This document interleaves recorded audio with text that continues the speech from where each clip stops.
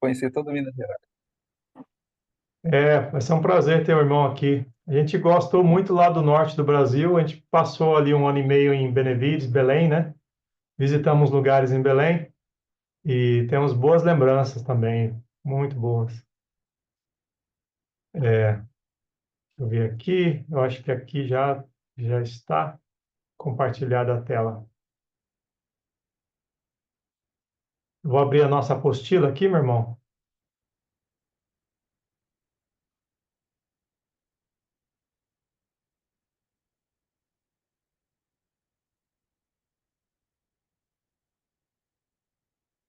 Você está visualizando aí a apostila, né?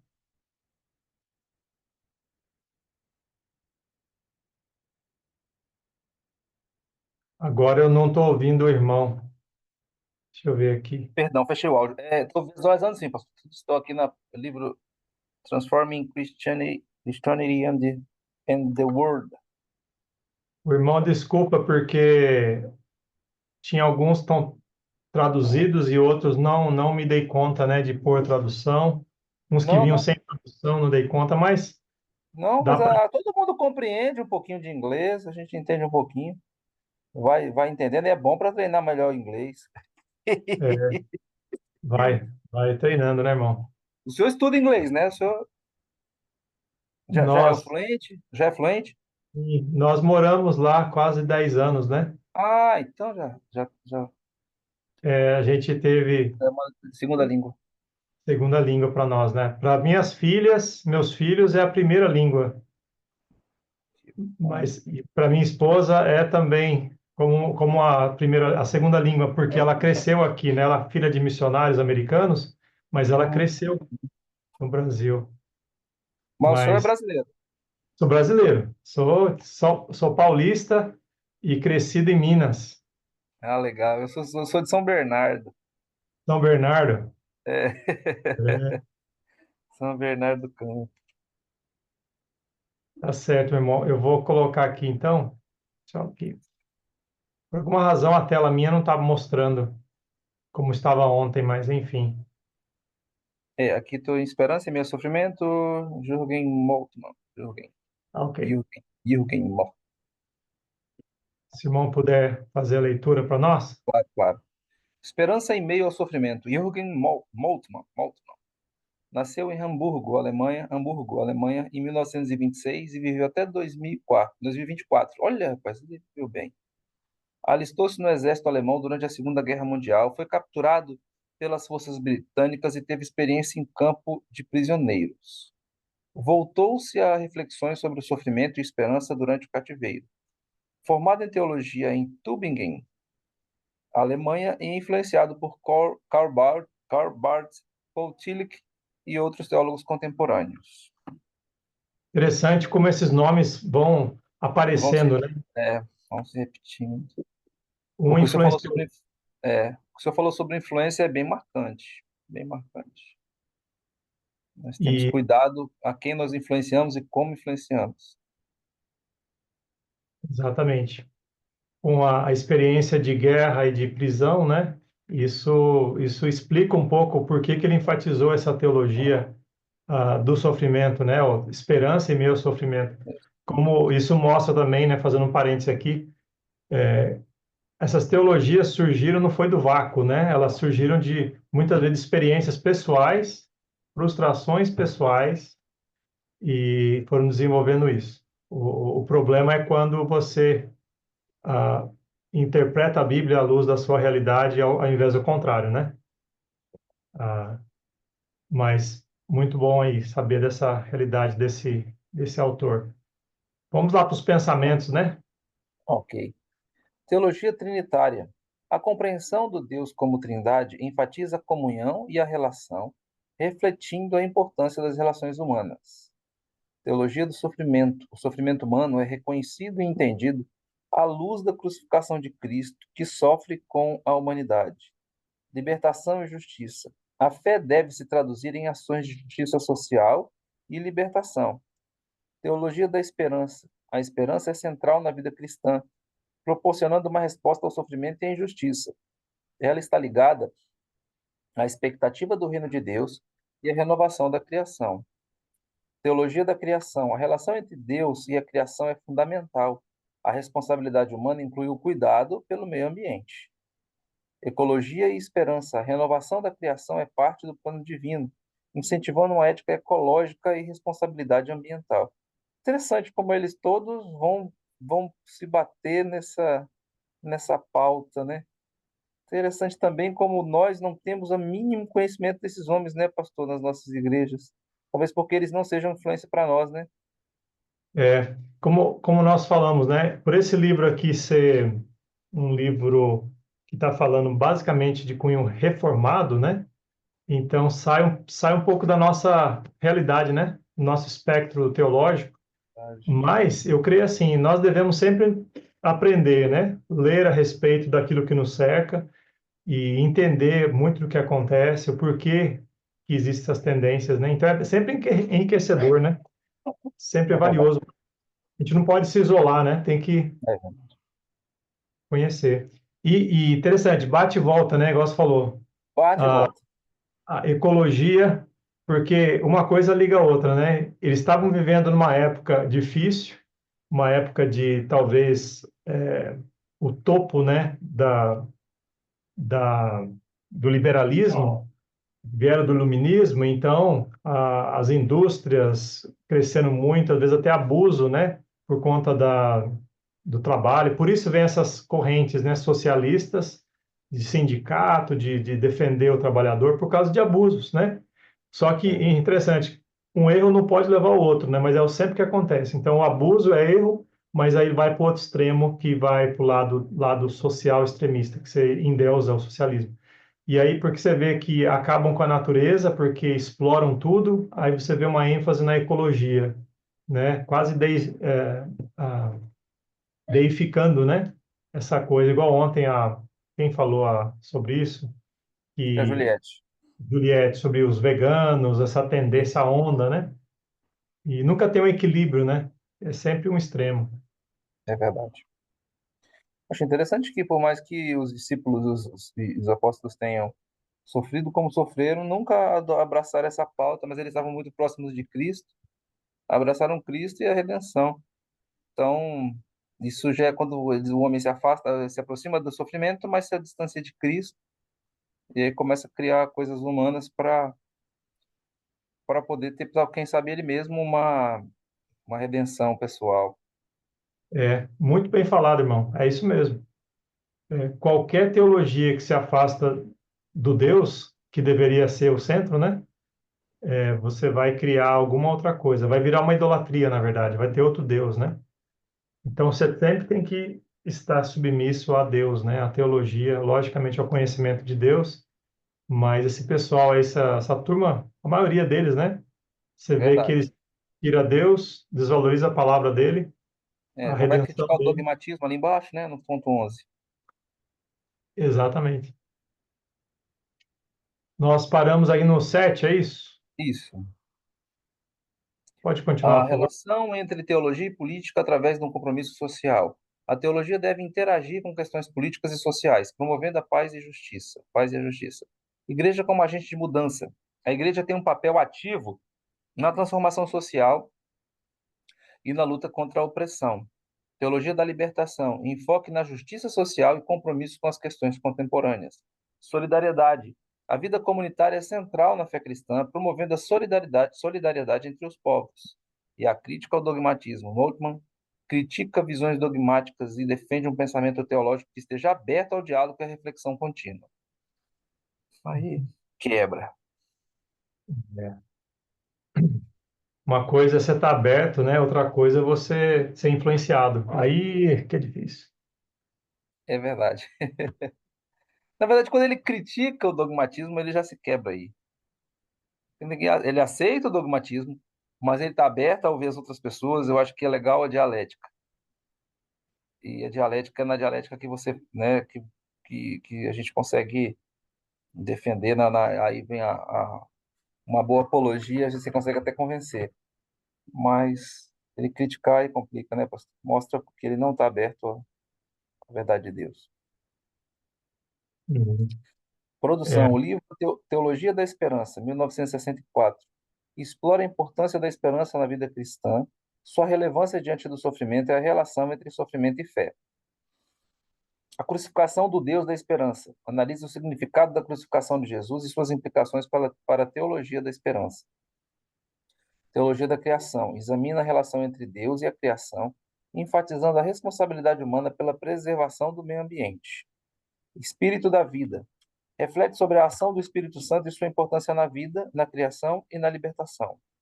A Igreja em Ação. Aborda o papel da Igreja na sociedade e seu compromisso com a justiça social e a paz. Perdão. Esperança para a criação. Discute a responsabilidade ecológica e a esperança da renovação da criação. A Trindade e a comunhão. Explora a teologia trinitária e a importância das relações comunitárias. A nova criação. Reflete sobre a esperança da nova criação e a restauração de todas as coisas. uhum. Eu não sei se você reparou, mas você vê pelos próprios temas dos livros, ele vai usar termos, termos ortodoxos, né? Termos Verdade. de doutrina que são familiares para nós. É E a isso Trindade. atrai as nossas igrejas, né? Porque você vê lá um pastor, um professor usando tudo, né? Deus é triuno, fala da criação e tudo mais, igreja, mas aí quando coloca as tendências, né, essas tendências novas de ecologia, de libertação, é algo sutil. Então eles não começam de cara nisso, começam com uma linguagem em comum para depois inserir, né, aquilo que eles querem passar adiante, a agenda deles, podemos dizer assim, né? Verdade. Tem mais livros, né? Interessante, todos os outros teólogos anteriores, nós demos somente um exemplo, né? De algumas literaturas. Se for procurar literatura completa, né? Um local que pode ir é no próprio Wikipedia, né? Mais popular, você vai lá na obra deles, tem a lista completa na língua original, né? E algumas têm até o link, talvez, que leva onde você consegue adquirir, mas a maioria aqui nesse texto, nesse trabalho, é para ser panorâmico, né? O legado desse teólogo, vamos ver aí. Influência. Considerado um dos teólogos mais importantes do século XX. Atuação contemporânea. Participa em debates teológicos sociais até os dias atuais.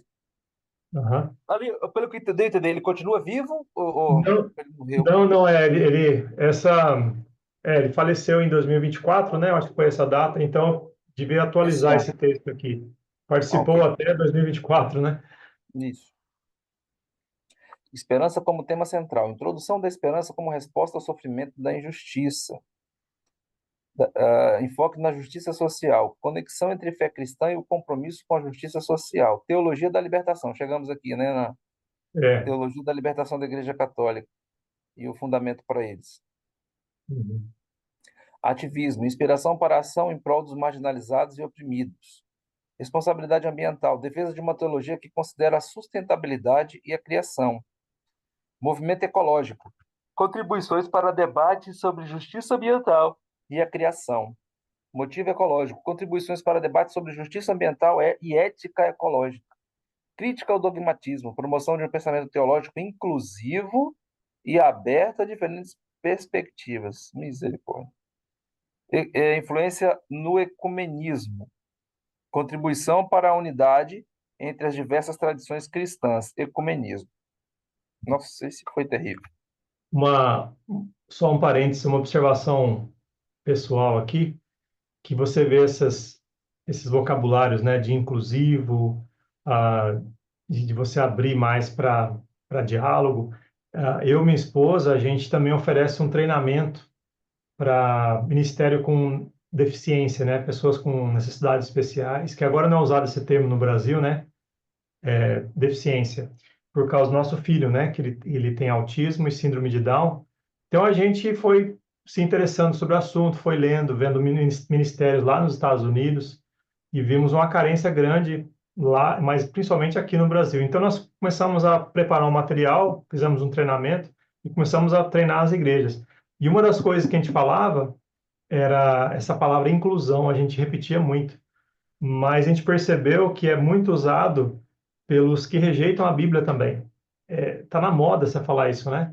Ah, uma educação inclusiva, uma igreja inclusiva, e quando você ouve essa palavra, você pode ficar com o pé atrás, porque quer dizer, basicamente, tolerância às custas de doutrina, né? Ou seja, você deixa de lado as convicções para aceitar quem vier do jeito que vier e não precisa mudar, né? Aí nós Um começamos renomado, a... Oi? um renomado pastor recentemente fez isso, né? Transformou a igreja dele, uma igreja batista, se não me engano, numa igreja inclusiva, aceitando os homossexuais, como, né? Não sei se o senhor teve acesso, é um pastor, me falhou o nome dele, mas era alguém muito respeitado. Esse não é o um que acabou saindo da Convenção Batista? Não é o Isso. L. René Kivitz? Não, não. É Não. outro. É outro que também era bem respeitado.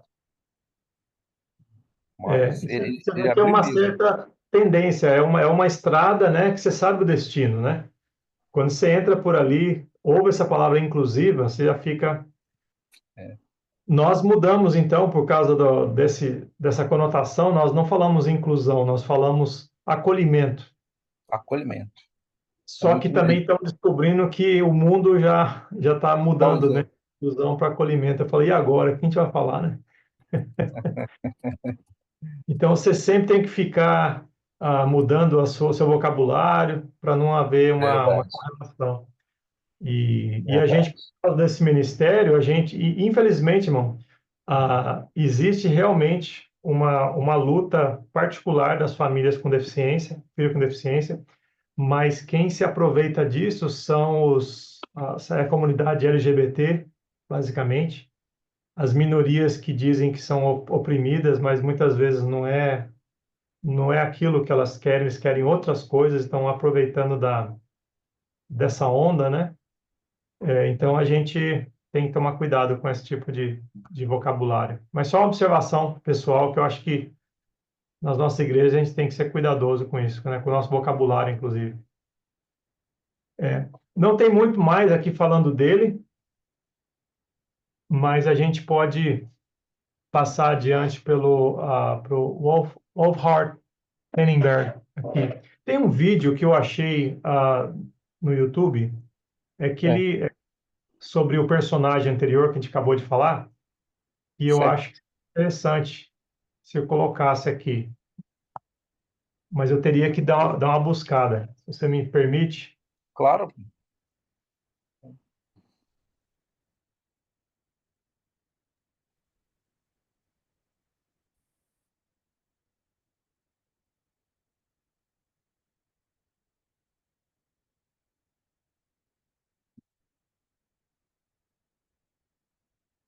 aqui. Isso.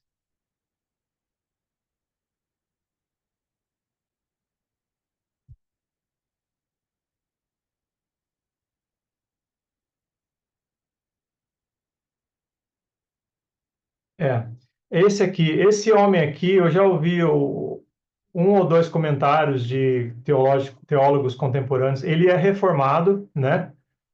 Então, logicamente, a gente vai usar o filtro, né? A gente não vai aceitar, lógico, nada, tudo 100%, mas a gente vai. Eu acho que é interessante a didática dele. Vou colocar aqui para a gente ver, tá bom? Attention retirees, if you're willing to be at your computer from 9 a.m. to 10:45 a.m.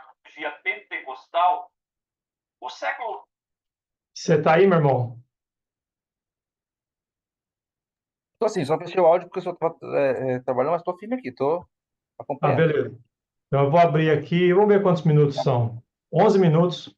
Sem problema, tamo pronto. 20 foi um dos momentos da história do pensamento cristão em que mais surgiram novas teologias e novas interpretações de teologias já existentes. Teologia dialética, teologia existencial, teologia hermenêutica, teologia pentecostal, teologia liberal, teologia ecumênica, teologia política, teologia da libertação, teologia neopentecostal, teologia negra, teologia feminista e outras mais surgiram nesse período da história. Na verdade, não passaram a existir a partir do nada, mas foram novas hermenêuticas acerca da Bíblia Sagrada, da tradição e das teologias até então existentes. Nesse sentido, nomes como Karl Barth, Rudolf Bultmann, Ernest Käsemann, Friedrich Schleiermacher, Paul Tillich, Dietrich Bonhoeffer, Oscar Cumann e dezenas de outros teólogos protestantes e católicos foram apresentando ao mundo um profundo diálogo entre a teologia e as mais diversas ciências.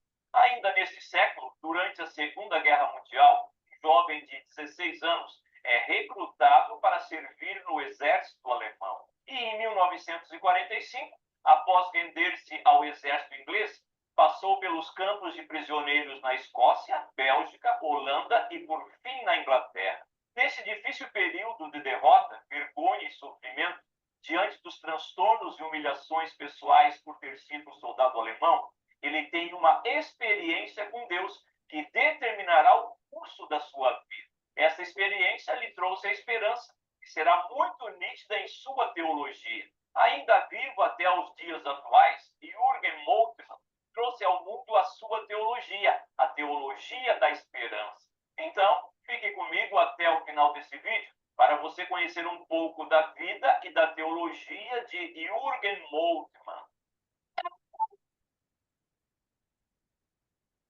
Olá, bem com você? Sou Moisés Brasil e seja muito bem-vindo aqui no canal. Para você não esquecer, todas as segundas e quintas-feiras, às 7 horas da manhã, vídeos novos são postados por aqui. Sempre deixe o seu gostei. É muito importante também que você se inscreva no canal. E uma vez inscrito, clique no sininho da comentários. Você pode deixar seus cumprimentos, o que você achou interessante no vídeo, suas é muito importante. Além disso, lá na área de membros está disponível para você enviar. Este vídeo que você está assistindo faz parte de uma série de vídeos ícones da fé protestante. São vídeos que apresentam a vida e a obra de pessoas que influenciaram e ainda influenciam a teologia protestante. E mesmo que alguns dos nomes apresentados não digam respeito ao que você crê, não importa. Assista aos vídeos, pois assim você estará ampliando seu conhecimento sobre as mais diversas linhas teológicas do protestantismo. Dito isto, vamos ao vídeo, apresentando algumas observações sobre a vida e a teologia de Jürgen Moltmann.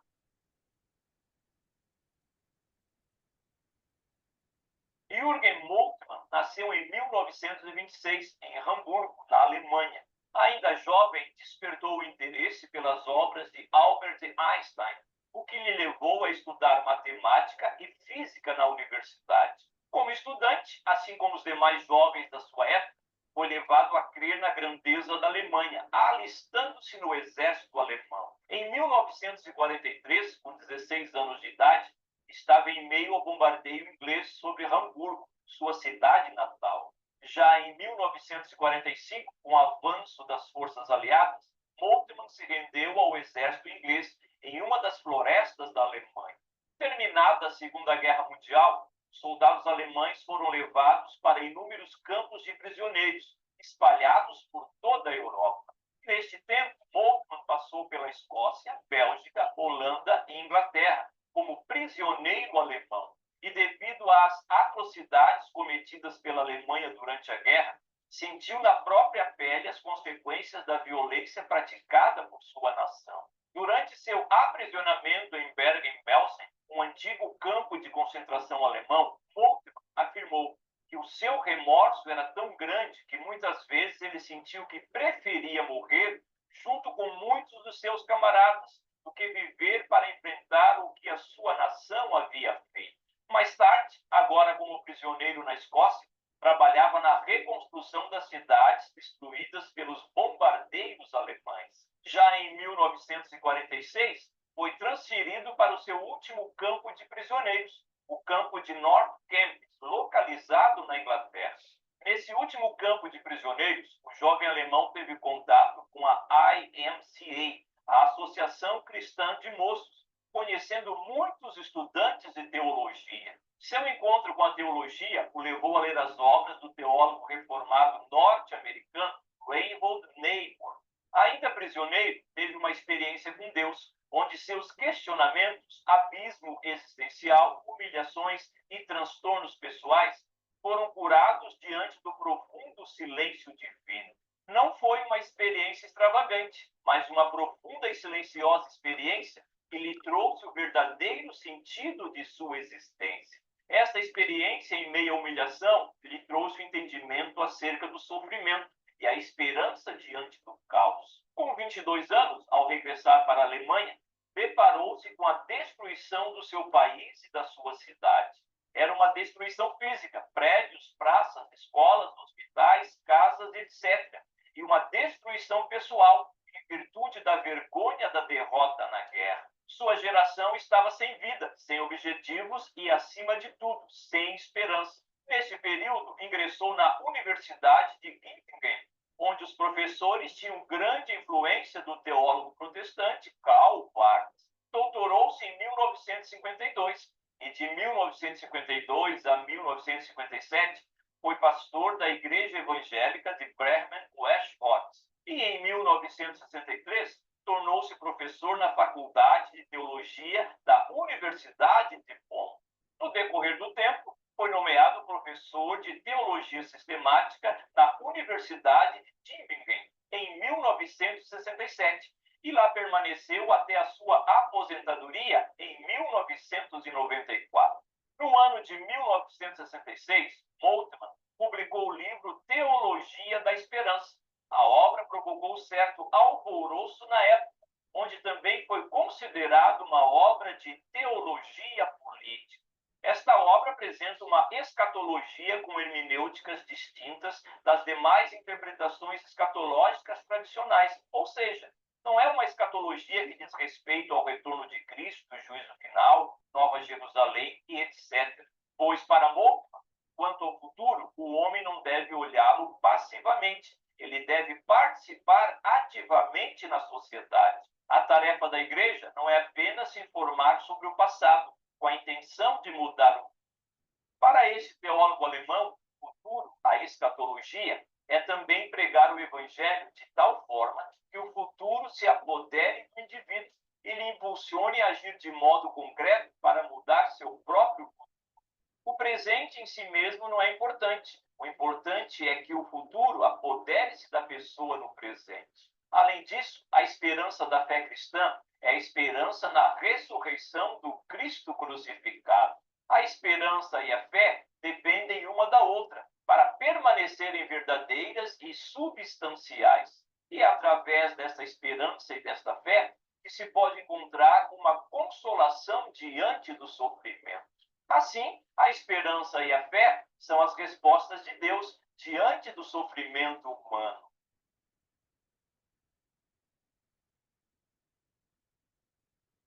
If you're sitting around Googling how to make money on the internet and your ass is tired of being broke, let me tell you what your parents... Como observado, a chamada teologia da esperança é um dos temas centrais da obra de Moltmann.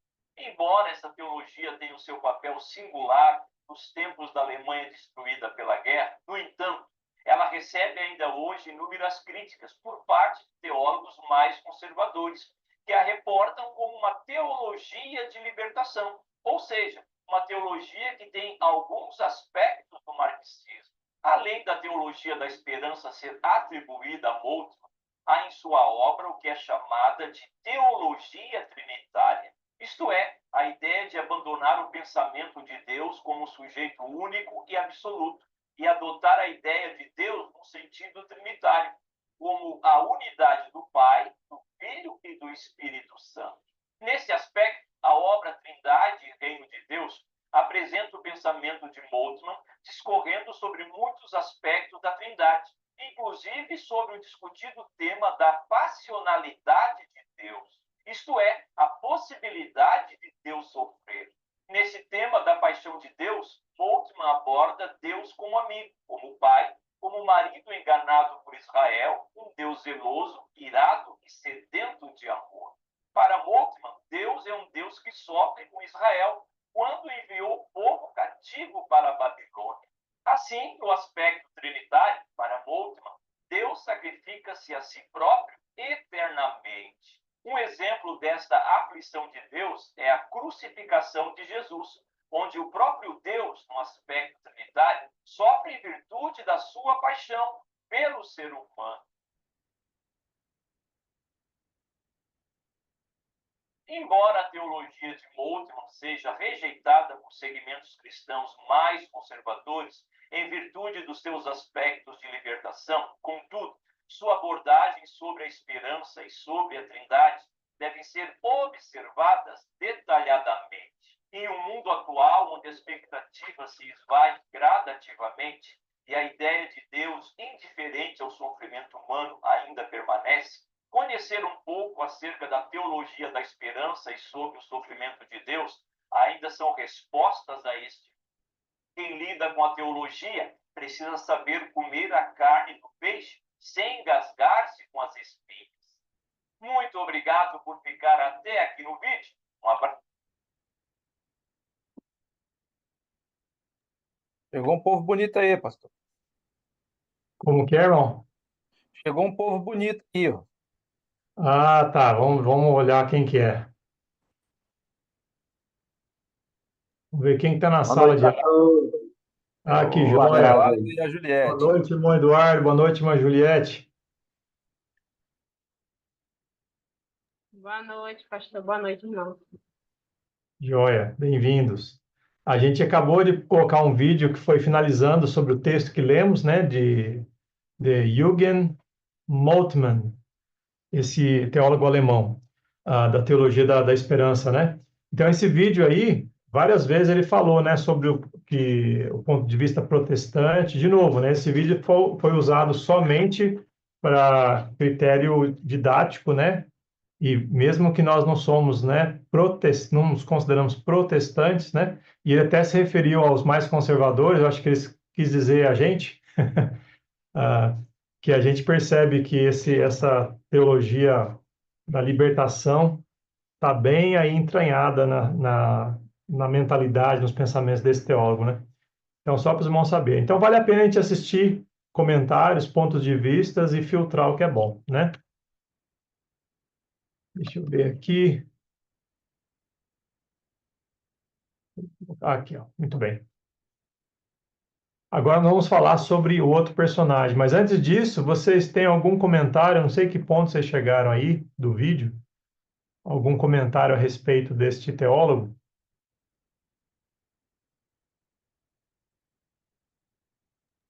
Pastor, eu cheguei já estava na metade, né? Sim, mas eu tenho um pouco de dificuldade, assim, e não gosto, né, desse aspecto quando eles colocam esse sentimentalismo, né, na pessoa de Deus. Porque eu entendo que Deus ele tem atributos comunicáveis, né, com a gente, mas é, eu não, a forma como eles colocam parece assim, que Deus é um ser humano carente que está precisando ser abraçado. Então, eu particularmente não gosto dessa linha, né, de teologia que fale de Deus, esse Deus sofrido, esse Deus que ama, como se Deus estivesse se humilhando para a sua criatura, né? Então, eu não gosto. Então, até quando alguém fala é, que Deus sofre, tipo assim, eu espero a pessoa terminar toda o raciocínio dela para mim entender aonde essa pessoa quer chegar, porque eu não gosto. Eu particularmente eu acho assim uma coisa sem noção. Uhum. Sim, sim. É bem pensado, irmão. Uma coisa é você usar o exemplo da compaixão de Jesus, né? Por exemplo, que ele se condoía com a nossa dor, né? Que ele não é um Deus frio, tudo isso, mas parece que isso que a irmã está mencionando, né? Ele faz com que perde a autoridade, né? É como se ele se humaniza, né? A ponto de humaniza quase ao ponto de pegar as nossas fraquezas também, né? E não é, não. Com certeza, né? Muito bem pensado, bem falado, irmão. Mais alguém quer falar alguma coisa sobre isso? Se não, vamos lá no próximo, que é o Wolfhard Pannenberg. Posso estar pronunciando errado, mas a gente inventa aqui um jeito de falar, né? Alemão. Muito bem. Agora eu pedi até para Juliette fazer essa leitura. Ok. coloquei bem no nome mais difícil. Vamos falar o irmão Peixe, que aí fica mais fácil. Pode, pode. Ah, Razão e Esperança, do irmão Peixe. Ele nasceu em 1928 em Stettin, na Polônia, e morreu em 2014. De uma família luterana que valorizava a fé. Estudou teologia na Universidade de Göttingen, sei, onde foi influenciado por Karl Barth e outros teólogos. Obteve seu doutorado com uma dissertação sobre a teologia de Karl Barth. Lecionou por muitos anos, onde se destacou como professor de teologia sistemática. Joia. Só para. Eu sempre gosto de colocar fotos, né? Na apostila não tem, mas eu vou mostrar aqui o slide para os irmãos. Este camarada é o que acabamos de falar, né, anteriormente. É o Jordan Moltmann. Agora, este aqui é o Wolfhard Pannenberg, alemão também, né? Só para a gente colocar o rosto, né? Para visualizar aqui de quem a gente está falando. Vamos ver, então, os pensamentos, né? O que ele cria. Pensamentos. 1. Relação entre história e teologia. Defendeu a importância da história na compreensão da revelação divina. 2. Respeito pela razão.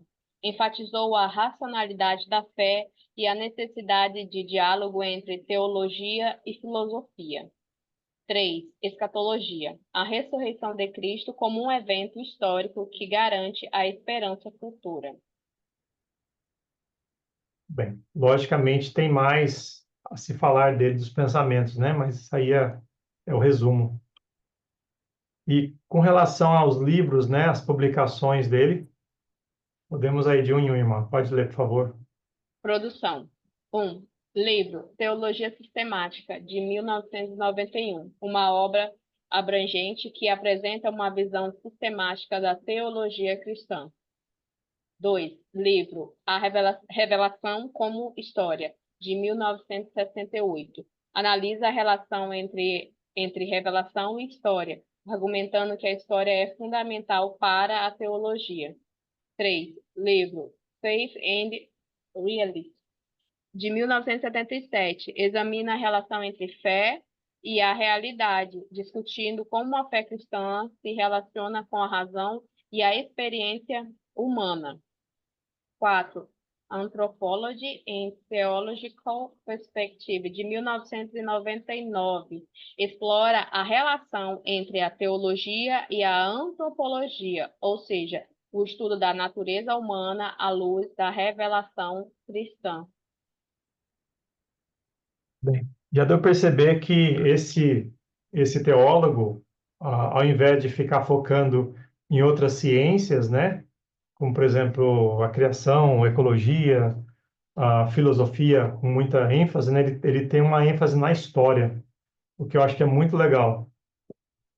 História é um ramo que eu acho que é muito enriquecedor. Todo cristão deveria se interessar mais, né? Porque a gente aprende, é o que nós estamos fazendo nessa matéria, né? Estamos lidando com a história mais recente para aprender com erros alheios, para não cometermos eles. Ah, e vamos ver o que ele deixou, né? Algumas influências, né, que ele deixou para nós. Legado. Influência teológica. Impacto significativo em várias áreas da teologia contemporânea, incluindo a teologia da história e da ressurreição. 2. Diálogo interreligioso. Engajamento em discussões sobre a relação entre diferentes tradições religiosas. 3. Integração entre fé e razão. Relação dialética. Defendeu que a fé cristã deve ser fundamentada na razão e na história, promovendo um diálogo entre teologia e filosofia. Acessibilidade da revelação. Argumentou que a revelação é acessível à razão humana, desafiando visões puramente subjetivas da fé. 4. Teologia sistemática. Seu trabalho em teologia sistemática estabeleceu um modelo abrangente que influenciou o estudo teológico contemporâneo. 5. Escatologia. Enfatizou a importância da escatologia, ligando a ressurreição de Cristo a uma esperança concreta para a humanidade. 6. Antropologia teológica. Em Anthropology in Theological Perspective, explorou a dignidade e a natureza do ser humano à luz da fé, integrando insights de diversas disciplinas. 7. Professor e mentor. Atuou como professor em várias universidades, formando uma geração de teólogos e pensadores. Impacto da teologia moderna.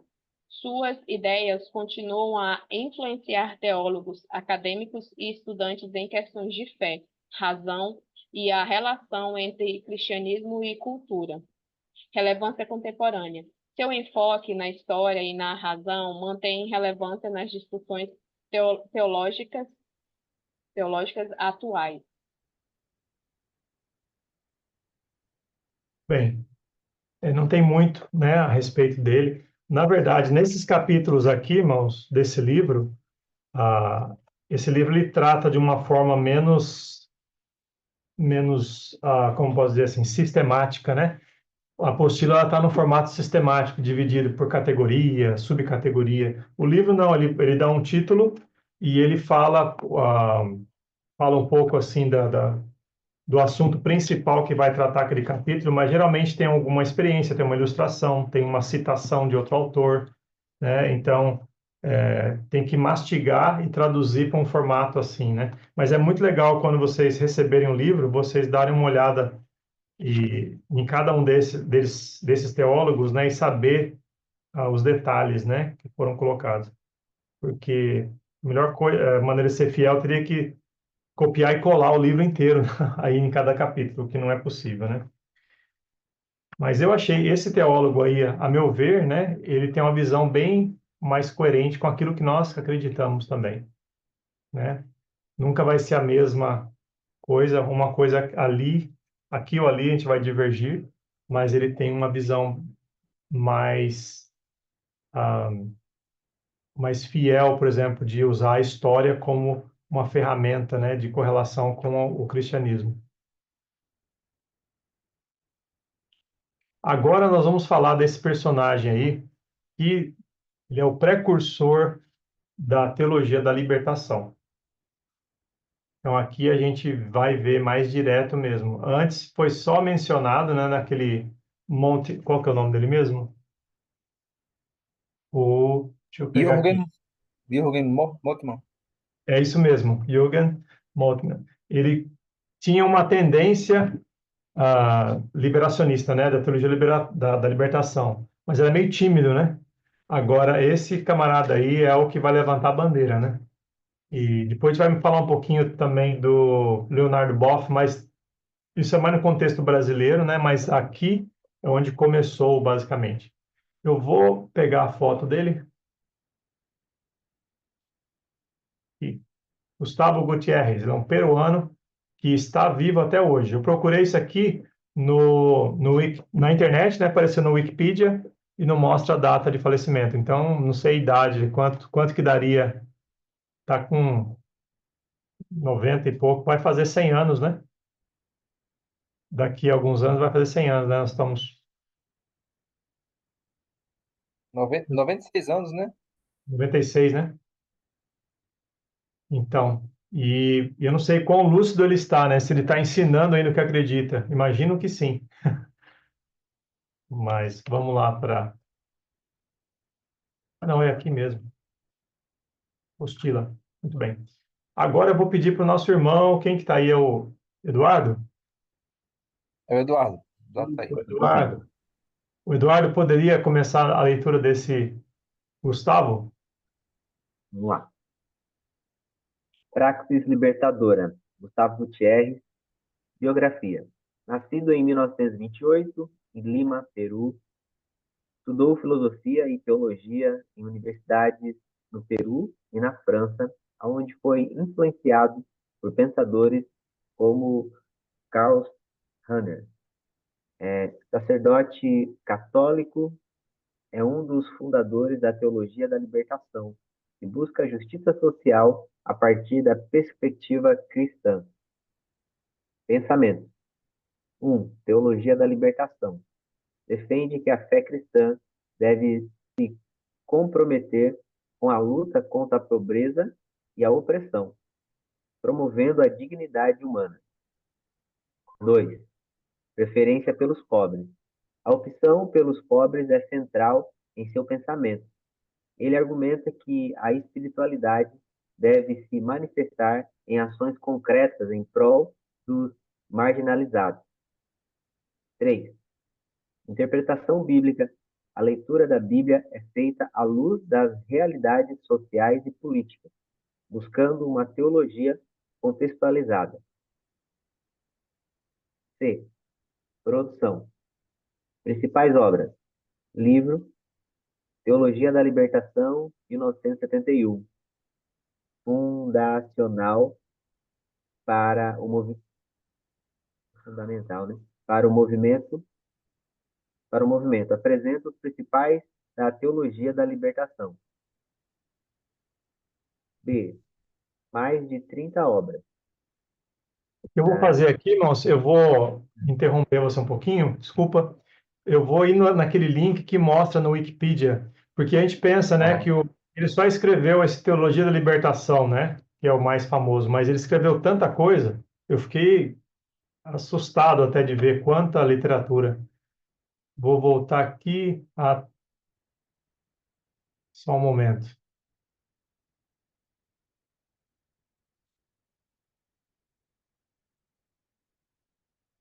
Que está no próprio Wikipedia, né? Mas dá para ver aí a lista das obras, né, que ele tem, tudo em espanhol, né?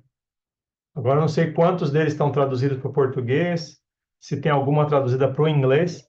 Eu pesquisei também se tem teologia da libertação nos Estados Unidos ou algum proponente lá e não achei nada, né? Mas a raiz da teologia da libertação, que é uma raiz marxista, né? Logicamente, ela vai se manifestar de forma diferente em outros movimentos nos Estados Unidos, né? O marxismo vai se mostrar no mundo todo, né, de formas diferentes, se contextualizando a realidade. Interessante, né? Mas olha quanta literatura. Eu não sei se vocês... é que vocês são muito jovens. Deixa eu ver aqui já.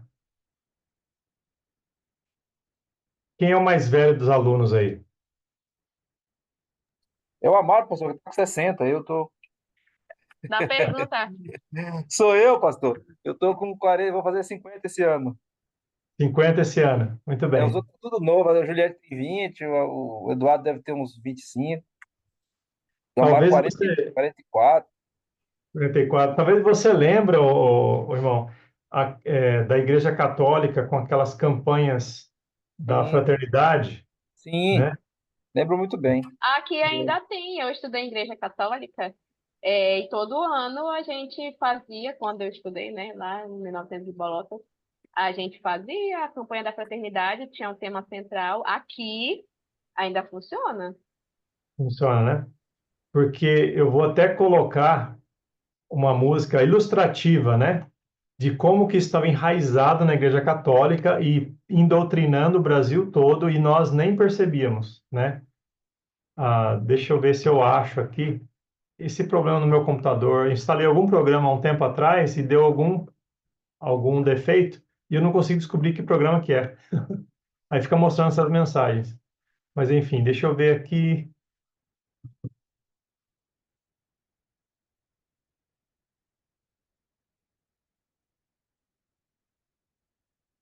Eu acho que é aqui, ó. Did you just pay with PayPal? Yeah, and the cashback's wild.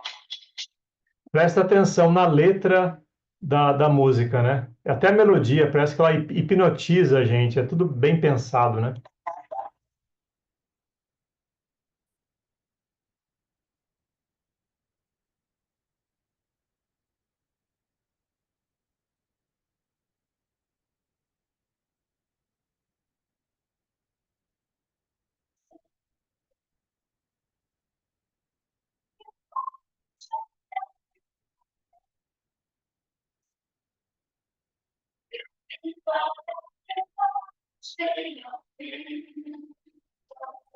O som tá truncado, professor. Não tá pelo menos para mim não tá chegando bem, não.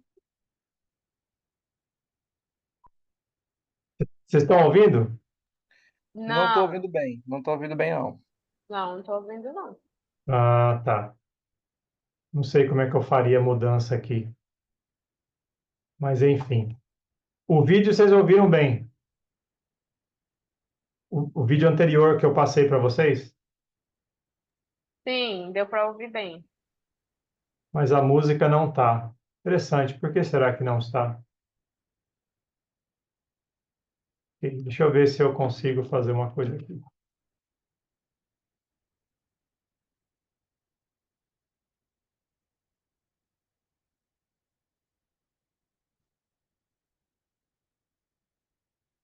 Why would you invest in the S&P 500, which historically only gives you 9.9% returns annually, when you can invest in something else that's both safe and secure and can give you 3 to 7% returns every single month?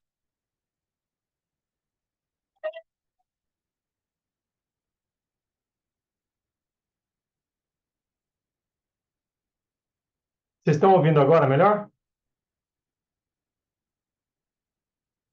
Continuamos sem ouvir, professor, mas acho que o senhor não deu play. Pastor, eu tô ouvindo aqui no meu computador mesmo. Já pesquisei aqui, eu tô ouvindo aqui. Ok, eu pausei agora, mas dava para ouvir ou não? Não, estava mudo. Que coisa, então, por alguma razão não está dando. Mas, enfim, não tem problema não. Vou voltar lá para a apostila. Enfim, muita literatura, ou seja, ah, esse camarada aí, ele bombardeou, né, com literatura, mais de 30 obras, falando sobre o ponto de vista dele, né, do Teologia da Libertação, e, logicamente, isso ecoou aqui na América Latina inteira, né, não só ficou no Peru, veio para o Brasil. Agora pode continuar a leitura, irmão Eduardo. Só para ele a cachorra, pastor. Só um minutinho, peraí. Tá, Júnior?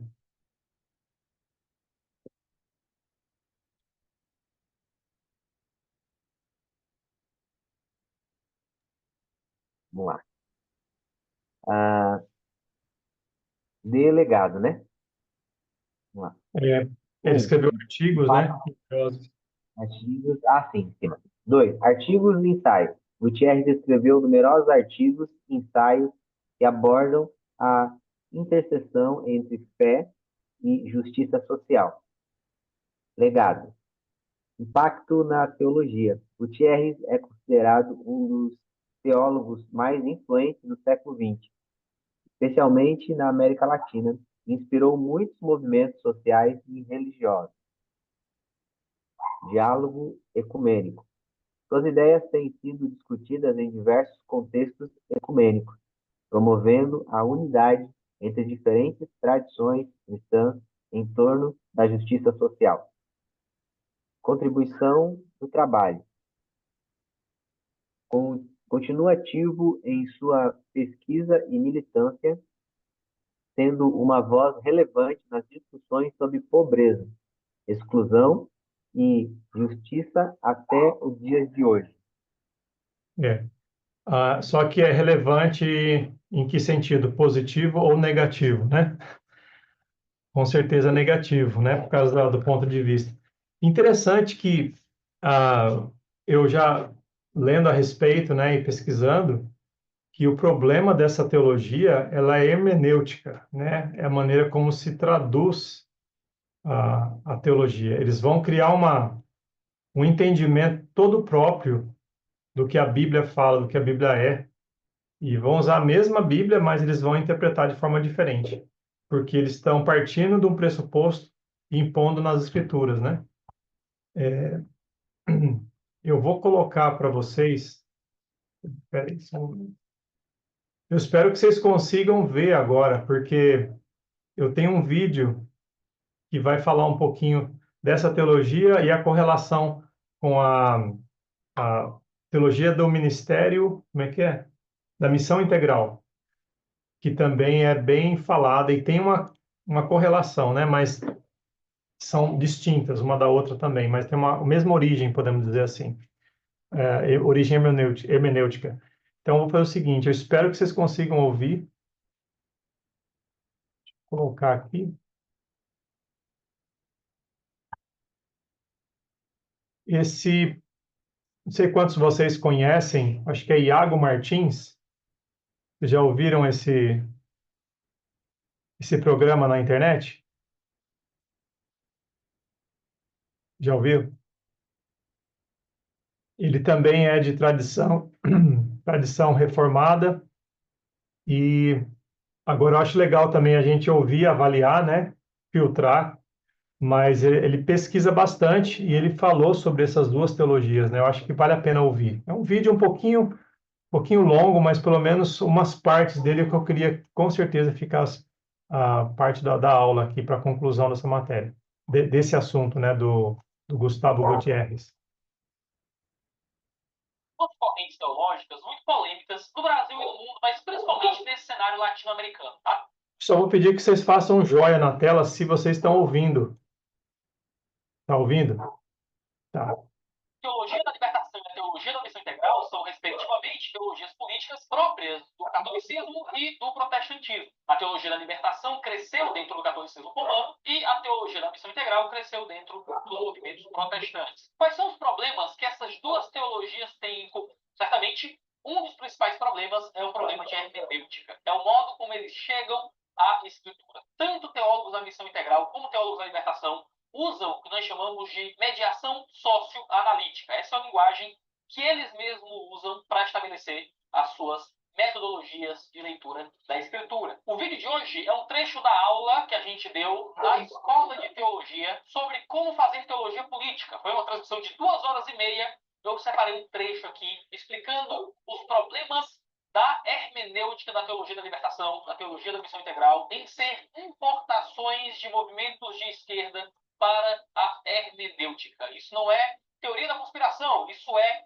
fato declarado pelos próprios teólogos da missão integral e pelos teólogos da libertação. Eu vou ler alguns autores importantes, vou dar algumas boas referências, vou levantar alguma crítica ao processo hermenêutico desses dois movimentos. Então preste atenção, anotem papel e caneta, e toda quinta-feira, 20 horas, a gente tem aula nova ao vivo lá na Escola de Teologia. Você paga só R$ 39,90 por mês. Você tem acesso a todas as aulas, é uma Netflix de teologia que está à sua disposição. Só ir em escolateologia.com, no link aqui na descrição, você já estuda com a gente. Every time someone books this air.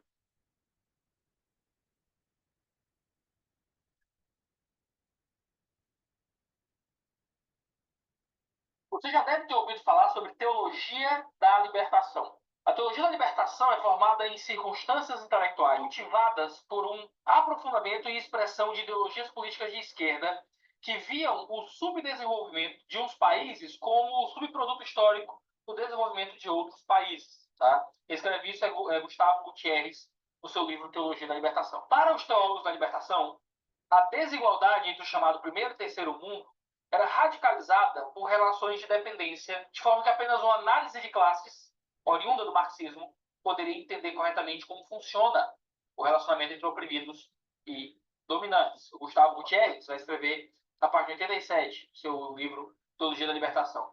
A busca da libertação do subcontinente vai mais longe que a superação da dependência econômica, social e política.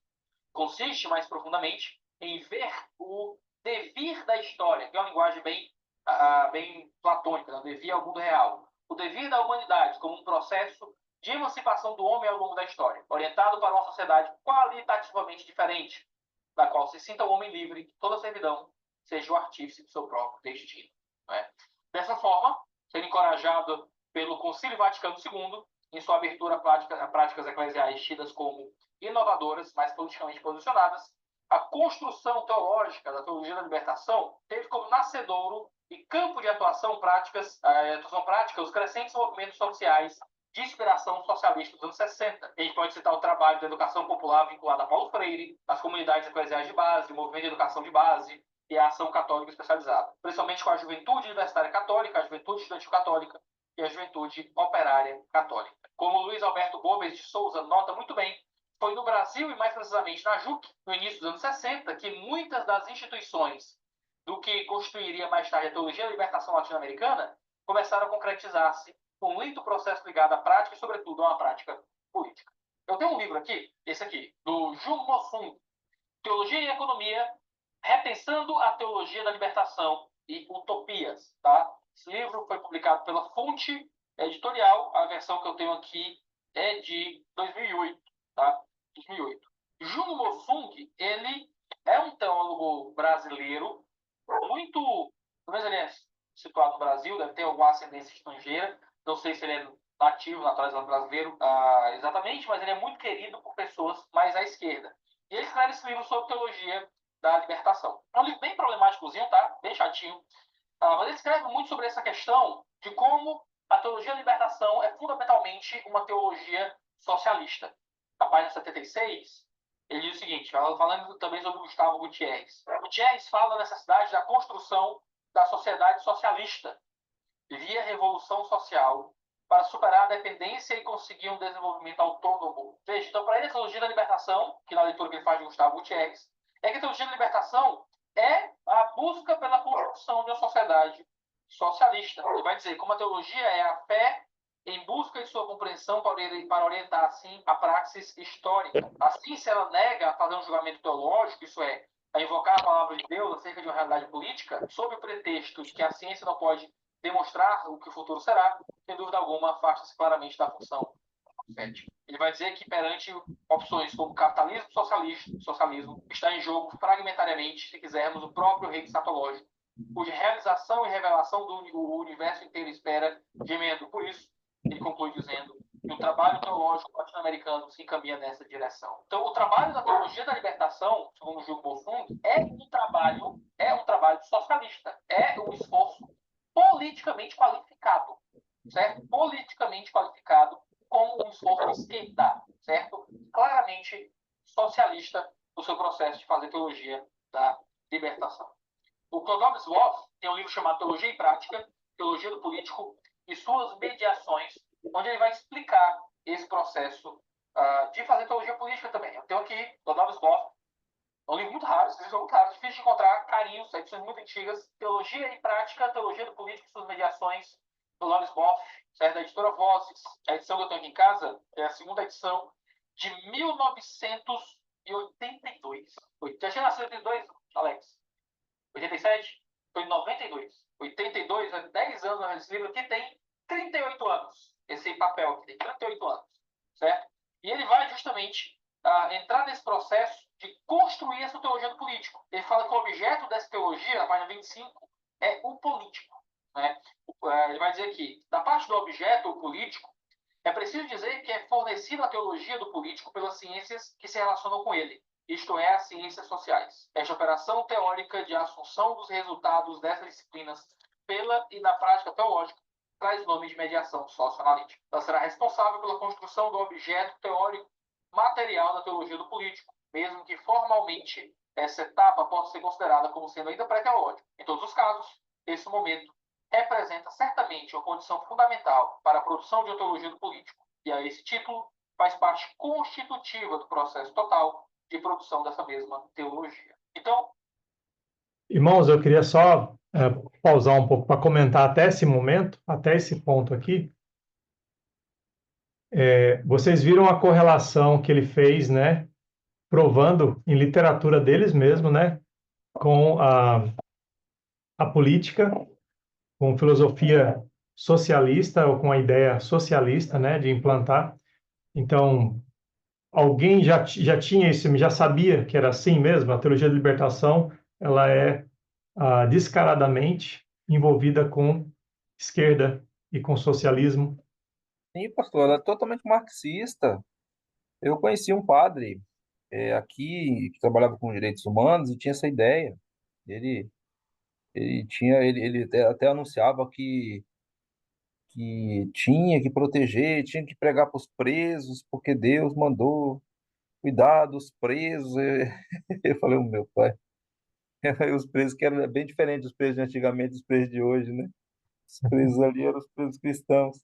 Mas ele era defensor dessa ideologia, uma ideologia mesmo, marxista mesmo, eles eminentemente vermelhos. Uhum. E é interessante como que o Brasil ficou muito polarizado, né? Depois, especialmente nas últimas eleições, que a gente não era assim, né, meu irmão? Você sabe, lembra, né? Como é que era antes? A gente tinha dezenas de partidos, como tem até hoje, mas você sabe que, na verdade, são, né, dois polos e que como que está essa ideia marxista se infiltrou de forma tremenda na teologia, né? Então, essa teologia de libertação é um proponente enorme. E a cultura lá nos Estados Unidos tem aquele movimento woke, né? Que até a candidata dos democratas agora, que ela apoia descaradamente, né? Que tudo que é woke é bom e não é bom, né? Mas que também tem uma filosofia marxista por trás, né? A ideia de falar que você protege as minorias, mas na verdade você usa as minorias para o seu próprio propósito, né? Eu vou continuar aqui e talvez a gente pode parar em outro ponto para comentar um pouquinho, porque eu acho que é interessante a correlação que ele fez e que ele vai falar mais ainda, né? O que a gente tem é o Clovis Boff falando e desenvolvendo as bases epistemológicas da teologia da libertação, que é uma teologia, sim, socialista, assumidamente socialista, e que, mais do que isso, que na sua principal obra de epistemologia teológica, se assume trazendo o aspecto político como o primeiro passo do seu modo de fazer teologia política. O que é uma loucura, certo? O que é um problema muito sério, porque se a mediação socioanalítica é a mediação primeira do processo de entender a realidade, eu não tenho uma teologia do político, eu tenho o político que ama a teologia. Deixa eu resumir para você. Eu vou resumir esse livro inteiro para você não precisar ler, tá bom? Olha que coisa maravilhosa para sua vida aí. Tem 400 páginas que você não vai precisar ler mais, pelo que eu vou dizer aqui, tá? A não sei que você seja um pesquisador de teologia da libertação. Para o Clovis Boff e a teologia da libertação de forma geral, só foi publicado em francês, é a obra de doutoramento dele, tá? Então foi traduzida e atualizada aqui no português. Existem 3 mediações que a gente usa para interpretar o mundo e fazer teologia. Você tem a mediação socioanalítica, que é o ver. Você tem a mediação hermenêutica, é o julgar. E você tem a mediação prática, que é o agir. Ver, julgar, agir. Mediação socioanalítica, mediação hermenêutica, mediação prática. Então vamos lá. Eu estou tentando interpretar a realidade, dar uma resposta prática para o mundo. Antes do agir, eu tenho que julgar. Antes de julgar, eu tenho que ver. Esse é o processo das 3 mediações. Então, para eu dar uma resposta para a sociedade, né, a mediação prática, onde eu vou agir em direção ao mundo, eu faço isso depois de uma mediação hermenêutica, onde eu estou lendo a escritura, julgando a escritura, analisando a escritura e então dando respostas para os problemas para que eu possa agir. Perfeito. O problema é que dentro da teologia da libertação, isso é o que o livro está dizendo, é o que o manual está dizendo, antes da mediação hermenêutica, antes do julgar teologicamente, eu tenho o ver. O ver diz respeito às ciências do social. É o que vai aparecer no livro como CDS, o tempo todo. Ciências do social são as ciências sociais. As ciências sociais são instrumentos que eu uso para ler o mundo, olhar para a realidade, interpretar a realidade e então trazer as informações da realidade para a mediação hermenêutica. Então eu vou ler a escritura a partir de.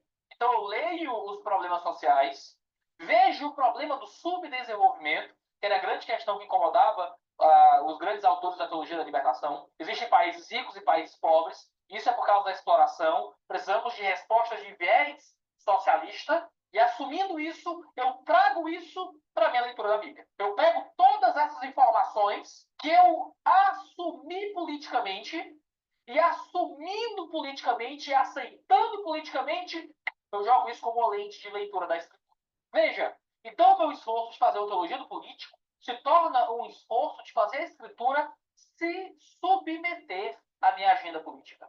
Eu estou simplesmente batizando, colocando nas águas do batismo um não convertido, um descrente. Eu estou dando uma carteirinha de membro para um descrente, na esperança de que isso de alguma forma converta ele. O que eu estou fazendo é pegando a ideologia do momento, no caso a deles aqui era socialista, mas pode ser qualquer uma, de direita, de esquerda, de cima, de baixo, tanto faz. Eu estou escolhendo paradigma político e usando ele como uma lente para ler e interpretar a escritura. Para, a partir daí, então agir na realidade. Veja, eu estou lendo a escritura, eu estou interpretando a escritura, eu estou usando a palavra de Deus de uma forma que seja coerente com a própria palavra de Deus. Eu estou deixando a escritura ser a fonte de conhecimento e de significado para a minha vida? Não estou, simplesmente não estou. Acontece que a teologia da libertação, ela tinha que nascer dentro do catolicismo. A teologia da libertação, ela só faz sentido dentro do catolicismo romano por causa da hermenêutica comum ao catolicismo. A gente vai falar sobre ele outra na aula, mais por fim da aula, eu trouxe o livro do Kevin Van Hooser, Autoridade Bíblica Pós-Reforma, onde ele argumenta sobre parte dos problemas da hermenêutica católica, na leitura que os católicos romanos fazem da Escritura. Você já deve ter ouvido várias vezes esse argumento católico, né? Ah, mas vocês têm várias interpretações diferentes, vocês não têm uma interpretação única, cada um é o seu próprio Papa. Nós temos aqui a leitura oficial do magistério. Vocês têm o solo escritura. Então, qual é a leitura certa e tudo mais? Nessa crítica católica bem boba, já respondida várias vezes. A Autoridade Bíblica Pós-Reforma é o livro que mata esse assunto. A gente vai ter uma aula só para lidar com esse livro aqui do Van Hooser, e discutir sobre a hermenêutica do Van Hooser, o realismo hermenêutico, que é o que responde tudo isso. Como o catolicismo desconfia do significado padrão do texto, como o catolicismo, para se valer... Veja só, isso é muito interessante, tá? Isso é muito importante para a apologética protestante. Porque o catolicismo, para poder validar a força do magistério como o único intérprete autorizado, precisa destruir o texto como fonte de significado. E nisso, Tiago Cavaco vai ser muito inteligente ao dizer que os católicos dão uma piscadela para os méritos de Nietzsche, onde simplesmente o texto por si só não tem significado, o texto por si só não tem informações, o texto ele vai ser interpretado ao bel prazer de quem lê. Então é uma coisa meio pós-construtivista, meio Derrida, misturado com Gadamer, um reader response e tudo mais. É uma hermenêutica bem ruim, bem pós-moderna, onde os católicos fazem o texto parecer uma coisa altamente fluida, que você não pode chegar ao significado do texto. Então veja, a hermenêutica católica é profundamente pós-moderna, se vendem como tradicionais, mas são profundamente pós-modernos sobre a leitura da Escritura para poder validar a igreja, o magistério da igreja como único intérprete autorizado. Então, desvalidando o texto, você tem um cenário perfeito para você propor uma solução para isso. Não, a gente lê o texto sempre a partir de um viés. Vou escolher o viés socialista, e o viés socialista responde o problema. Porque veja só, olha só o mundo à nossa volta. Estamos vendo, estamos percebendo as coisas que acontecem. Então vamos usar essas percepções como paradigma para a leitura da Escritura. E isso pode acontecer qualquer via. Leituras marxistas da Escritura, leituras freudianas da Escritura, leituras darwinistas da Escritura, leituras liberais, conservadoras, minarquistas, para colocar aqui para o meu lado, né, para o lado da galera de que eu faço parte, digamos assim. Quando eu assumo a política como base para a minha leitura da Escritura, o que eu estou fazendo é destruir a leitura da Escritura. Porque eu não estou mais lendo a Escritura, eu estou me lendo na Escritura. Eu não estou mais lendo a Escritura, eu estou me projetando na Escritura. Vou trazer um assunto aqui, talvez um pouquinho polêmico, mas que eu acho que é muito pertinente para a gente. Ele acabou de falar que a nossa política pode interpretar a Bíblia, a gente pode trazer essa carga para a interpretação das Escrituras, né? E ele foi muito honesto em falar que pode ser tanto marxista, o de esquerda, quanto até um conservador, um de direita, né? É possível que a pessoa está ao nosso redor, se diz um conservador, levanta as mesmas bandeiras que nós levantamos, mas ela, na verdade, está impondo o conservadorismo nas escrituras também. Você acha que é possível também? Exatamente. Por ser Com muito certeza. parecido, por ser muito parecido o que o conservadorismo propõe do que o que a Bíblia fala, acabam falando, tá vendo? É a mesma coisa. Quando, na verdade, podemos dizer assim, né? O conservadorismo só é conservadorismo quando ele se baseia na verdade de Deus, né? Que Deus que estabeleceu a família, que Deus estabeleceu o gênero, né? Masculino e feminino, Deus estabeleceu a vida. Então, esses aí não são valores conservadores, são valores divinos. Então, mas eles colocam um carimbo, né? Conservador, e aí chega qualquer conservador e já quase que chamamos de irmão, né? E não são. Eles precisam de... por exemplo, Jesus em João capítulo 3, ele encontrou Nicodemos, um conservador que precisava nascer de novo, né? Então, o que precisamos é levantar as escrituras onde ela merece estar, acima de tudo, e aí, então, você interpretar as escrituras com base nisso, não com base na própria cosmovisão política, seja lá o que for, né? Então, eu imagino que essa seria uma resposta até para essa divisão que às vezes surgiu nas igrejas, né? Até mesmo pessoas da igreja que se diziam, eu sou de esquerda, não me sinto bem-vindo na igreja, me sinto excluído. E daí a gente até falar, mas peraí, nós somos de direita, nós somos de onde, né? Quando de fato somos de cima, né? E a nossa hermenêutica, ela é de cima, né? Não é de nenhum lado. E, coincidentemente, é mais familiar, né? É mais parecido com os princípios conservadores, logicamente, né? Mas eu falei que é polêmico isso, né? A gente não quer entrar no assunto de política, mas o que ele está falando tem tudo a ver, né? Não usar a política como intérprete da Bíblia. Vou passar mais um pouquinho aqui. Para que a Escritura diga aquilo que eu já quero que ela me diga. Como diria Juan Luís II, a teologia não pode reivindicar uma interpretação do ser humano e da sociedade logo no primeiro momento, uma vez que ela está ancorada na tradição bíblica. Ele vai dizer no livro Libertação da Teologia. All right, so listen up. State Farm.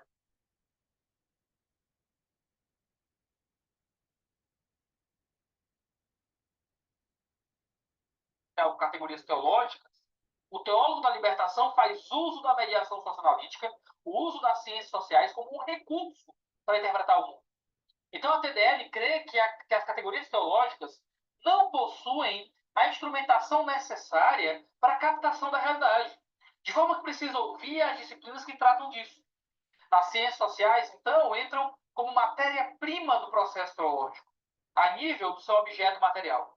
Como disse Etienne Huger, são ciências sociais, não a teologia bíblica, que teriam explicação científica para a compreensão dos mecanismos de exclusão da sociedade. Ou seja, as categorias bíblicas não são suficientes para entender as relações sociais, e por isso nós precisamos de categorias diferentes. E existe alguma verdade nisso, tá? Uma das verdades é que a Escritura não é suficiente para explicar a realidade de forma exaustiva, todas as relações humanas em nível último. Observação, dá para perceber a importância da gente entender a suficiência das Escrituras, a autoridade das Escrituras. Ela não precisa de mais nada, né? Ela sempre é relevante, sempre, sempre. Ela não fica desatualizada, né? Não precisamos de ideologias para poder suplementar, né, falhas da Bíblia. Não existe isso, né? Interessante. Algum comentário até esse ponto aqui, meus irmãos? É bem técnico, né? É bem interessante essa questão que ele traz.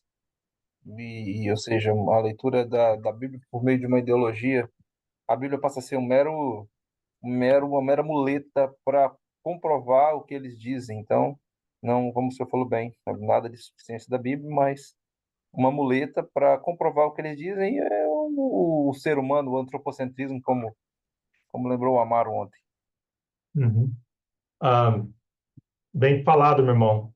A Bíblia se torna uma muleta, né? Colocando no sentido de seguir Jesus ao cristianismo, eu gosto de fazer um paralelo. Às vezes a pessoa ela é de um lado ou do outro, né? Ela tem uma ideologia formada e ela se identifica com ideias que são cristãs, né? E como se fosse um dos nossos, né? Devemos ser muito cuidadosos com isso. Devemos realmente verificar se são nascidas de novo, regeneradas, e não somente levanta bandeiras que são parecidas, né? Nós não somos irmãos, né? Como você falar, por exemplo, para um católico, falar, somos irmãos porque abraçamos os mesmos princípios. Não, nós não somos, aqueles não são salvos, que vocês não são nascidos de novo, né? Então, devemos ser muito criteriosos quanto a isso. E vou passar mais um pouco aqui. Outra coisa que eu ia falar. Jesus, ele chamou dentre os discípulos pessoas de pano de fundo diferente, não só profissional, mas até mesmo ideológico, né? Você vai ter ali, por exemplo, Mateus, que era um publicano, né? Um cobrador de impostos, era um funcionário do Império Romano, um traidor da pátria, né? Aí você tem Simão Zelote, que era um nacionalista.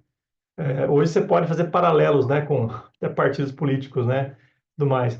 Mas quando Jesus chamou eles deixaram tudo isso para trás. Eles não continuaram com a bandeirinha, não, cada um tem sua preferência, mas nós nos somos unidos. Não, irmãos, eles deixaram de ser aquilo que eles eram para submeter a Jesus. Jesus é a bandeira deles, né? Eles não eram amigos de um lado ou de outro, eles se tornaram inimigos do mundo para se tornar amigos de Deus. Então, acho que é uma coisa que nós cristãos devemos refletir mais ainda quando a gente deixa o sangue subir para a cabeça porque é direita, esquerda e coisa assim, e reavalia, né? Quem que é o nosso Senhor, né? A nossa lealdade maior é a quem, né? Porque senão a gente usa isso para interpretar a própria Bíblia, o próprio cristianismo, né? Estrutura suficiente para a fé e para a piedade, como a gente lê Paulo escrever a Timóteo. A escritura não fala especificamente de como se dão as relações dentro da sociedade pós-capitalista. A gente tem que entender que, em algum nível, a ciência social e a ciência econômica dão respostas às questões da existência, mas o erro da teologia da libertação está no local da ciência econômica e social do processo teológico. Em colocar a ciência social antes do processo teológico é que destrói. É colocar a ciência social no início, antes do processo teológico, até como um processo pré-teológico, que você destrói o próprio processo de fazer teologia. Eu vou no finalzinho aqui, irmãos, só para... Deixa eu ver que ponto que eu achei que valia a pena. 20:37. 20:37.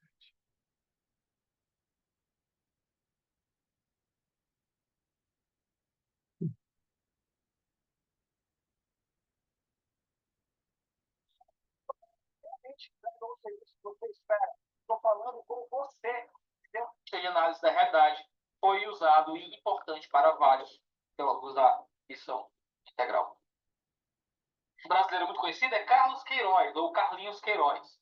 Nome de muito vulto na TMI brasileira. A gente fez um debate aqui em Fortaleza, eu, pastor Francisco Macena, Tiago Brasil e Carlos Queiroz, e a gente estava falando sobre teologia da missão integral. Esse vídeo está no YouTube, você pode assistir. E nesse debate, eu estava na mesa com ele, o Carlos Queiroz diz que não dá para você responder uma realidade sem análise econômica, sem análise social. De forma que, e aqui abre aspas de novo, você não precisa de instrumento bíblico para fazer análise da realidade. Fecha aspas. Você não precisa de instrumento bíblico para fazer análise da realidade, é o que ele diz. Ele diz que para você fazer uma análise da realidade, que abre aspas de novo, você tem que ir para o instrumento científico. E todo instrumento científico é ateísta, porque não pressupõe Deus. Nenhum instrumento científico pressupõe Deus. Então, o que o Carlos Queiroz está querendo dizer para a gente é que, para ler e interpretar a realidade, o que a gente faz no primeiro momento não é ir para a Escritura e deixar a Escritura responder aos desafios do mundo presente. O que a gente faz é usar um instrumental científico, ateísta, ele vai assumir, que não pressupõe Deus. E a partir desse instrumental é que então a gente vai começar a fazer teologia e a partir então que a gente vai começar a dar respostas para a realidade. É a hermenêutica em subserviência da política. É a Bíblia sujeita a escolhas políticas específicas. O Nilson Pacheco, da mesma forma, interlocutor social da ONG Viva Rio, membro do coletivo Nuvem Negra, de estudantes negros e negras da PUC-Rio, um autor pouco conhecido, mas de muito vulto dentro das comunidades negras, ele fala sobre teologia negra nas seguintes palavras, que é um vídeo dele que você pode encontrar no YouTube chamado Teologia Negra.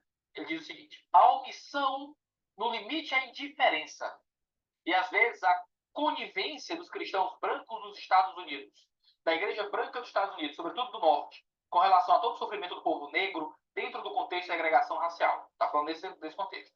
A leitura dessa confluência fez com que teólogos e pastores negros lá nos Estados Unidos comecem a repensar que eles não podem compactuar da mesma perspectiva hermenêutica dos teólogos e pastores brancos nos Estados Unidos, por um motivo simples. Veja, porque os pastores eram coniventes com a segregação racial, os teólogos negros não podiam ter a mesma hermenêutica dos pastores brancos. E o motivo é simples. Eles não têm na sua história, não têm na história dos seus descendentes, a mesma história de sofrimento, de escravidão, de perseguição, de segregação, de ser destituído de direitos como eles tiveram. Então era necessário romper com essa perspectiva hermenêutica branca europeia e construir uma hermenêutica a partir do sofrimento do povo negro e a partir de uma hermenêutica de um Deus que olha para o sofrimento do povo negro. Isso fez com que eles revejam a leitura de diversas passagens, e no caso, passagens bíblicas. Veja, isso é política afetando a hermenêutica. Se o Ronísio Pacheco está certo na sua descrição do que os teólogos brancos faziam, os teólogos brancos possuíam uma teologia política errada. Eles tinham, basicamente, assumido uma postura de segregação, e essa postura segregacionista afetava as suas leituras. Então, os negros precisavam de uma outra hermenêutica diferente. A resposta não passou a ser pela busca de uma hermenêutica bíblica coerente que responda aos problemas de hermenêutica política segregacionista. A resposta agora é encontrar uma hermenêutica negra, uma hermenêutica do povo negro. A partir das situações de opressão, qual é o problema? Você cai no mesmo problema. Você cai no mesmo erro. Você cai na mesma subserviência da teologia à política. Agora eu não deixo mais a palavra de Deus dizer aquilo que ela tem para dizer. Eu não deixo mais que Deus seja ouvido. E Deus sendo ouvido, aí eu encontro Deus condenando a segregação. Não, agora eu preciso de uma leitura a partir de um ponto político. Minha visão dos textos bíblicos é transformada, porque eu tenho uma visão política específica, certa ou errada, não importa. O texto bíblico nunca deveria estar em subserviência a qualquer posição política, a qualquer história política. O que é que você achou do vídeo? Não deixe de... Então, meus irmãos, eu achei que seria valioso, né, a gente refletir sobre isso, né? Filtrar o que é bom, né? Logicamente, a gente não vai dizer que tá assinar embaixo, né, concordar com 100%, mas o que os irmãos acham a respeito desse problema hermenêutico, né? Eu acho Pastor, interessante essa visão. Pode falar. Sim. Já não, falei demais. não, Pode falar, Juliana. não, é só fazendo assim, quem convive ou teve essa oportunidade de estar no meio, né, católico, por algum motivo, né, você vê que eles têm essa postura, né? Então, assim, nem adianta você debater com um católico que ele não queira de fato estudar a Bíblia, né? E se você falar bem assim, não, eu sou cristão, porque eles querem te fazer às vezes as coisas que eles fazem, né? Eu falo isso devido ao ter estudado e estar nesse ambiente católico. E eu falo, não, porque eu sou cristã. Não, mas nós também somos. Então, eles se consideram cristãos também, e de igual. E o próprio Chico, né, o Papa, né, agora, ele é, né, esquerdista. E os católicos, que são mais conservadores, de direita, eles não falam contra isso. Por quê? Porque não se pode falar sobre a autoridade do Papa, né? Um ou outro que vai falar, é porque o João Paulo II era mais não sei o quê, tal, tal, tal. Mas assim, eles não vão falar sobre contra a autoridade do Papa. E falando dessa questão social, eles gostam muito de boas obras, né? Assim, Uhum. é algo que, quando minha mãe era da Igreja Católica, ela participava, né, da pastoral da criança, então, assim, eles fazem muita obra social. Então, isso é algo muito forte, né, dentro da realidade deles. Então, assim, essa teologia, né, deles aí da libertação, combina realmente muito com o berço, né, que eles foram, né, se desenvolvendo. E eu acho que para a gente que hoje lida com essa polarização da política, a gente pode acabar caindo nesse mesmo erro por querer colocar a política como dentro da palavra de Deus, né? E não entendendo que... Foi igual a questão daquele... Não sei se foi de ontem, foi antes de ontem que nós estamos sobre a questão da cultura, né? Não é a Uhum. cultura que dita a regra, é a palavra de Deus que dita. A mesma coisa é aqui, né? A gente também pode incorrer neste erro por achar que a política mais conservadora, de direita, ela casa com a Bíblia. E não, né? A nossa regra de fé e prática é a palavra de Deus, e esse tipo de política, ela tem ideias que são, né, que concordam, que são parecidas em alguns aspectos. E a gente viu muito isso, tipo assim, irmãos nossos, né, que achavam que você, ou era vida ou morte. E aí o Lula ganhou. Aí teve irmãos que, meu Deus, estava passando mal e achando que era o fim do mundo e tal. Por quê? Porque estavam colocando a política acima, né, da palavra de Deus, que tem um controle final e que ele que manda, né? Uhum. Então a gente precisa, né, ter muito cuidado, mas também não ser apolíticos, porque a gente precisa, como cristão, e é o que eu falo na minha igreja, falo para os jovens, que nós, como cristãos, precisamos estudar política, precisamos saber o que cada cargo faz, precisamos escolher bem, né, os nossos políticos, se eles estão, né, alinhados com as práticas, né, que a gente julga ser condizentes com o que a palavra de Deus diz, porque a gente não pode ser apolítico. Porque se a gente cai também nesse limbo, né, que não se pode isso, não, crente não pode isso, não pode aquilo, a gente dá o espaço que essas outras pessoas, né, tiveram e que invadiram e ocuparam todas as brechas. Então, de novo, né, uma questão muito forte de equilíbrio.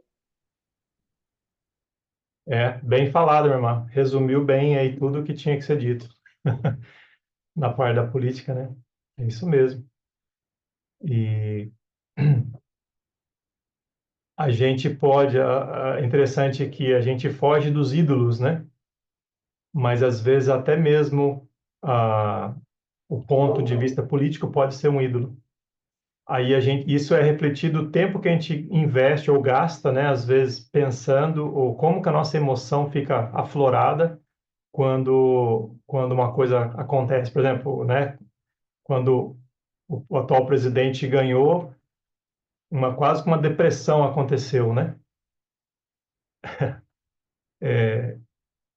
A gente não chegou a ponto, né, da pessoa fazer um absurdo, uma loucura por causa disso, mas quase, né? Pessoas desesperadas e para cristãos desesperados, né? Mas onde que está a nossa fé, né? Mas exatamente, temos que voltar conscientes, mas nosso reino não é aqui, né? Nosso reino final. Aqui é casa de aluguel. A nossa casa já está garantida lá. Mas vamos cuidar da casa aqui, né, enquanto está de aluguel. Mais alguma coisa, irmãos, com relação a isso, a né, libertação? Tocou no ponto, né, da missão integral também, né, que nós não falamos nada disso. A matéria não vai nos dar espaço de falar de todos os movimentos. Por exemplo, a teologia negra, falar, por exemplo, da teologia da missão integral, nós não vamos falar. Eu creio que não, talvez o último capítulo, mas creio que não. Mas já dá para sentir o gostinho de que todas elas, o que todos eles têm em comum, não seria essa hermenêutica tendenciosa?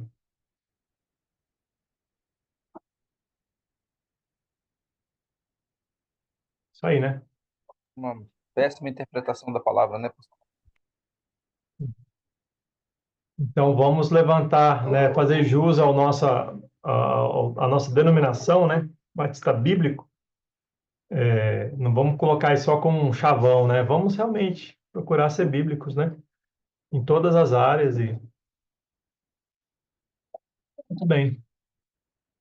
Estou sentindo a falta de ouvir a voz do Amaro.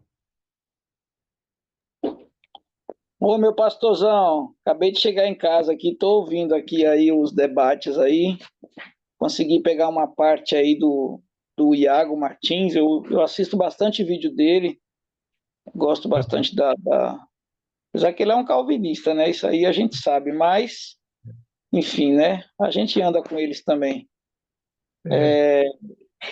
Mas olha, essa questão da política, igreja, irmãos, eu vou ser sincero para os irmãos, né? Eu sou muito desapontado. Eu vi aí um movimento dentro da igreja bolsonarista que me deixou muito decepcionado e entristecido. Entendeu? Muitos pastores batista bíblico, amigo meu, abandonaram os púlpitos e foram para a rua para defender Bolsonaro, Olha, irmãos, eu acho que a igreja não é para isso não, sabe? Eu acho que a gente tem um Senhor, um capitão, né, um Salvador único, e a nossa adoração e o nosso culto tem que ser tão somente para Ele, entendeu? Então, nem esquerda nem direita, nós somos um povo da unidade, da união, do amor, da paz. Eu sou muito decepcionado também com a tal da bancada evangélica que tem lá em Brasília, causa mais escândalo às vezes do que os próprios ímpios que estão lá, dando mau exemplo, dando mau testemunho. Então, a Juliette falou aí, é verdade, a gente, hoje mesmo eu estava falando com os irmãos, a gente orou pela eleição, pela nossa cidade aqui, pelos aqueles que vão entrar em eminência, mas a gente crê que é Deus quem decide, é Deus quem coloca, é Deus quem tira, né? E Deus tem um propósito bom em tudo aí. Na última matéria que a gente fez, o pastor falava muito sobre isso, né? O professor Isaac, né? Tudo coopera para o nosso bem. Então, o Senhor está no comando, a sua soberania é intocável, ninguém vai tirar a soberania de Deus. Mas é muito triste, eu fiquei triste de ver no nosso meio batista bíblico mesmo, que nós somos batista bíblico, nós se consideramos bíblico, de ver as pessoas trazerem um homem para o lugar do Senhor no altar, no púlpito. Isso me deixou bastante desapontado, para falar a verdade. Mas eu acho que a gente vai ver muito disso aí, vai chegar mais uma eleição aí daqui a 2 anos e eu acho que talvez a tendência é até piorar. Então, como diz a palavra, aquele que está em pé, ó, cuide para que não caia, né? Que a gente não caia nessas armadilhas satânicas, que é isso que o diabo quer, né? Ele quer sempre tirar a adoração do Senhor Jesus Cristo e colocar nele ou em outro, se esconder atrás de alguém, se esconder atrás de uma imagem. Então, a nossa adoração tem que ser tão somente para o nosso Senhor e nosso Salvador, o Senhor Jesus Cristo. Muito bem. E a ideia de equilíbrio, né? Que nem o irmão falou aqui, né? A gente sabe, obviamente, que as pautas de esquerda são totalmente, descaradamente antibíblicas, né? Mas também os de pautas de direita, olhando esse aspecto, né? Que coincide mais com a Bíblia, mas a gente tem que fugir da idolatria, que é um risco também, né? Que nem, por exemplo, igual o irmão falou, faltar Qualquer o lado. culto faltar o culto para ir numa manifestação, ou seja, vai deixar de adorar a Deus e vai apoiar as pessoas que não estão nas igrejas, que precisam ouvir de Jesus, como se a política fosse mais importante do que o evangelismo, né? Do que o baluarte. E assim, tem tantos dias da semana, tantos horários que podem ser feitas manifestações, né? Mas justamente aquele que toma o espaço da igreja, né? Aí você vê realmente quando os valores às vezes estão invertidos, né? Mas e o equilíbrio, né? Por exemplo, eu olho a vida de Daniel como ele foi posso chamar de um estadista? Talvez o irmão Eli pode discordar de mim, se é o termo correto, um estadista, né? Alguém que teve uma influência política, né? Talvez igual o próprio irmão Hélio, né? Não discordo, não, meu pastor. Eu concordo plenamente com o senhor. Foi um grande estadista, Daniel. Estadista. Ou seja, ele foi um homem de Deus e ele não se escondeu da responsabilidade social e ele estava, inclusive, no não na nação dele, né?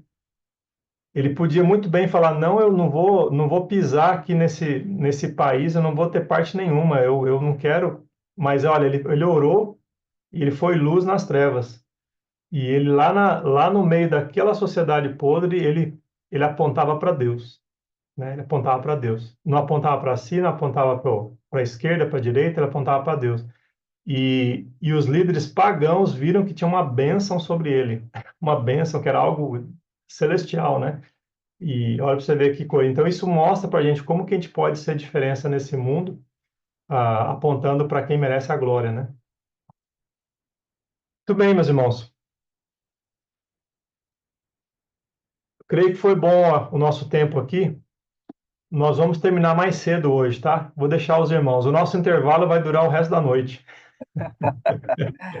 Uma benção, meu pastor, uma benção. E só para fazer uma contribuição, assim, eu tinha uma visão muito. Eu gostei do que a Juliette falou, essa temperança. Juliette me orgulhou pela sua fala tão ponderada e tão sábia. Verdade mesmo, isso é uma benção. Juliette é uma benção para nós aqui, viu, pastor? Uma benção. E assim, eu tinha uma. Eu falava, eu odeio política, eu nunca vou me meter em política. E eu percebo que nós erramos demais, porque a política e porque existem ainda pessoas conscientes e cristãs, a gente não está no caos total. E vi isso agora. Nós temos políticos lá que têm pensamentos cristãos, princípios cristãos que não permitem o caos. E eu pude transitar nesse meio, estou transitando nesse meio, estou, né, hoje eu tenho o acesso e posso influenciar com a graça do meu Deus, correr de influências ruins. Mas eu vou falar para o senhor, é importante demais isso que o senhor acabou de dizer. Mas também concordo com o Amaro plenamente dos que endeusam esses homens que são todos interesseiros e carnais e realmente nos decepcionam. Então, concordo com tudo que foi dito aí, mas vou dizer, precisamos sim estar envolvidos na política, principalmente com aqueles deputados que a gente elege, para que as leis que nós observamos serem deletérias a nós, elas não passem. Isso é muito relevante, muito relevante. Claro que com a vontade de Deus e com Deus vai permitir ou não vai permitir, mas o Senhor Deus não faz aquilo do qual nós estamos comissionados a fazer. Então, eu gostei demais das participações, gostei demais do que foi falado e da aula também. E vocês perderam, porque eu e o pastor ficamos aqui um bom tempo, nós dois juntos. Eu fui premiado com um aprendizado muito melhor do que vocês aí, porque fiquei só nós dois aqui. Ele falou até tudo em inglês aqui para mim.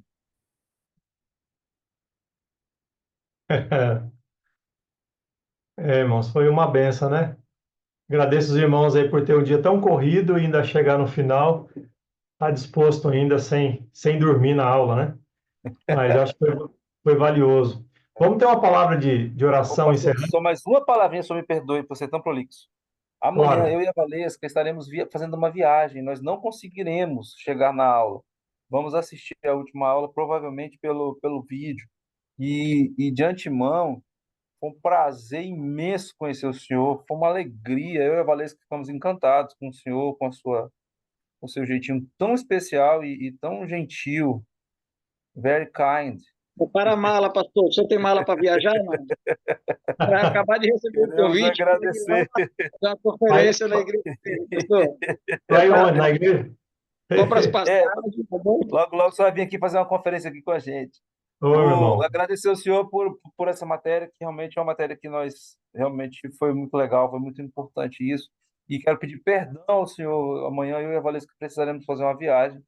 Nós não estaremos aqui. Eu quero já me despedir e agradecer por tudo, meu pastor. Muito obrigado. Tudo bem, irmão. A gente entende, a gente sabe como é que é a correria. Obrigado por avisar com antecedência, né? Mas amanhã a esposa aí, ó. Tem uma boa viagem, minha irmã. Viu? Vocês dois aí tem uma ótima viagem. Eu vou estar orando por vocês aí, encerrando, né? Orando para suas vidas. E amanhã vai ser a última aula, né? Da nossa matéria. Depois, semana que vem, vamos ter a tarefa. Eu vou estar preparando um questionário com as perguntas que vão cair na prova, né? E ainda estou analisando que tarefa vai substituir a leitura. Quantos dos irmãos já estão com o livro em mãos? Ninguém está. O Eduardo está com o livro, porque nós já demos o livro como tarefa de leitura, então eu vou pedir que mantenham isso, né? Essa leitura. Eu preciso ver como é que funciona. Se outros professores eles dão leitura que vai ser atrasada, a leitura que é entregue depois, relatório, como é que funciona? Geralmente os pastores eles entendem essa celeridade que é os nossos módulos e eles o único que passou a leitura foi o pastor Manuel Cano. Se eu não me engano, não sei se eu me lembro de outro que passou a leitura, mas nós tínhamos o PDF. Mas alguém, pastor, irmão Eduardo? Eu acho que o pastor Renato, né? Mas foi parte do livro, não foi o livro todo, né? Foram É, capítulos, né? Pastor Joel também passou uma parte do livro, não o livro todo, até pela correria do módulo. Então, quem tem livro podia passar um capítulo para gente. Irmã Valesca, só estou ouvindo eco. Não entendi, irmã. assim, é, geralmente os pastores recomendam que nós, né, leiamos os livros, deixam aqueles livros de recomendação para que nós venhamos a ler quando o tempo permitir. E agora, como o senhor deseja que nós venhamos a ler o livro, certamente nós temos que nos esforçar para isso. E nós temos o irmão que terminou a autoconfrontação, ele deseja que nós façamos as tarefas, por exemplo, e ele deu o prazo até dezembro, mas o próprio irmão Aquino falou, olha, eles não vão conseguir entregar até dezembro, porque são tarefas muito grandes e eles teríamos só o final de semana, né, o sábado, para fazer, porque todos nós somos envolvidos também na igreja. Mas se o senhor determinar que a gente leia, A gente vai ler, aí ele coloca lá um item, lê o livro, aí o senhor pontua lendo o livro. É isso que os pastores geralmente fazem. Só que aí o senhor, por exemplo, para nós aqui em Rondônia, como o nosso vai chegar no meio do mês, aqui o senhor pode pôr, por exemplo, para meados de novembro, que aí o senhor pontua ali depois, quando a gente marcar, e a nota fica para depois. Eu não sei se é possível fazer isso. É Aqui que não pode vocês estar fazendo, têm mas não consigo até o pontuar. final do ano para poder ter as notas para formatura, não é isso? Bom, É só ano que vem, meu pastor, que a gente ano vai que ter só, vem, ano que vem. só no meio do É, meados do ano que vem. é. Deixa eu pensar, porque o livro já foi encomendado por dois, né? O Eduardo já tem, a Juliette encomendou, é isso mesmo, Juliette? Eu encomendei também. Você encomendou e o Amaro Não, também, né? pastor, ainda Não não. encomendei, não, mas eu vou encomendar. Vai encomendar. Tá. E eu sou mais atrasada de tudo. Tá. Eu vou talvez pensar em algo opcional, escolher tanto a leitura quanto alguma outra coisa que talvez eu peça aqui. Mas como os irmãos, que nem o Eduardo já comprou, né? Pode também ficar como uma fonte de pesquisa futura, né? Não é perdido de forma alguma. E tá lá, você olha por autor e pesquisa individualmente. Mas deixa eu pensar melhor. Eduardo, pastor, eu vou pegar o dele emprestado. Do Eduardo? É pertinho aqui, é 40, 50 quilômetros, é pertinho. Dá para ver que vocês estão um do lado do outro aí, ó. Estamos Eu, pertinho aqui. A gente se falou o dia todo. Hoje, Eduardo é parceiro, é colega de ministério. A gente fica lendo lamentações, eu e ele, durante o dia, um se lamentando com o outro. é, Tá certo, Pastor, mas eu vou comunicando com vocês, né? Até semana que vem a gente vai se falando, vamos ver o que a gente decide aí com relação à tarefa, tá bom?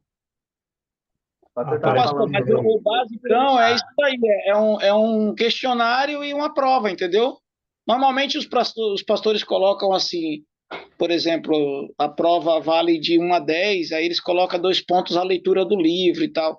A leitura do livro a gente tem que fazer, porque para nós é interessante, né? Para quem está no ministério, nem eu também e tal, a gente precisa fazer. Mas não chega a ser assim o principal. O principal é o questionário e a prova, entendeu? A pontuação das notas. entendi que eu estou vendo aqui, né? A prova final é 5 pontos, o questionário 3 pontos e a leitura 2 pontos. E leitura ou pesquisa, né? A pesquisa seria, deixa eu ver aqui, um artigo, um assunto ou assistir um vídeo.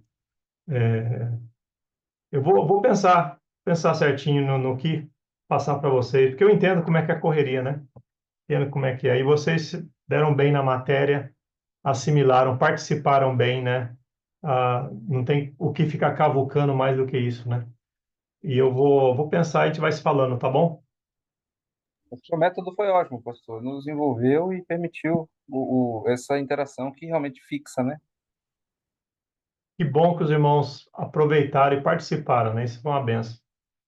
Alegria. Eu vou pastor. fazer uma oração de encerramento. Sim, irmão Eduardo, pode falar. Só comentar rapidinho. Achei interessante a aula de hoje, né? E aí eu me lembrei do que tem acontecido na minha cidade aqui, né? Nessa época eleitoral, né? Inclusive, a minha irmã é candidata a prefeito da cidade. E, e a gente, como líder da igreja, né? Em nenhum momento a gente falou sobre isso no templo, né? Mas em contrapartida, teve uma igreja, né, pentecostal na cidade que convidou cada um dos candidatos a prefeito para fazer uma oração por eles no púlpito, né? Para ficar bem com todas as partes, independente de quem ganhar, vai ter lá o seu apoio, né? Na intenção de receber algo, né? E vieram me perguntar, né? E quando que nós vamos apresentar a sua irmã, né, como candidata, tal, não sei o quê? Não falei, em momento nenhum. O altar não é para isso, ela sabe que nós estamos orando por ela, mas isso já tinha sido conversado antes dela se candidatar, e que isso não ocorreria dentro do templo. O templo é do Senhor e ele deve ser exaltado. Então, a igreja é bem madura e eu louvo a Deus, porque ouvindo sobre isso hoje, né, reforça o nosso posicionamento que nós temos com relação à política, né? Nós, como disse a Juliette, nós não podemos é, é, ser apolíticos, né? Mas nós devemos também ter essa ponderação de que o templo é algo destinado à palavra do Senhor e ensinamento dele, né? Essa é essa colocação, pastor. Muito bom. bem pertinente. A gente chegou nesse ponto, olha, para você ver como que é prático, porque a gente vai ter eleição esse domingo, né? Mas você vê que é um assunto contemporâneo, né? É aplicando a teologia na contemporaneidade. E foi muito legal, né? Sem planejar, a gente acabou indo por esse assunto e algo prático e com zelo, né?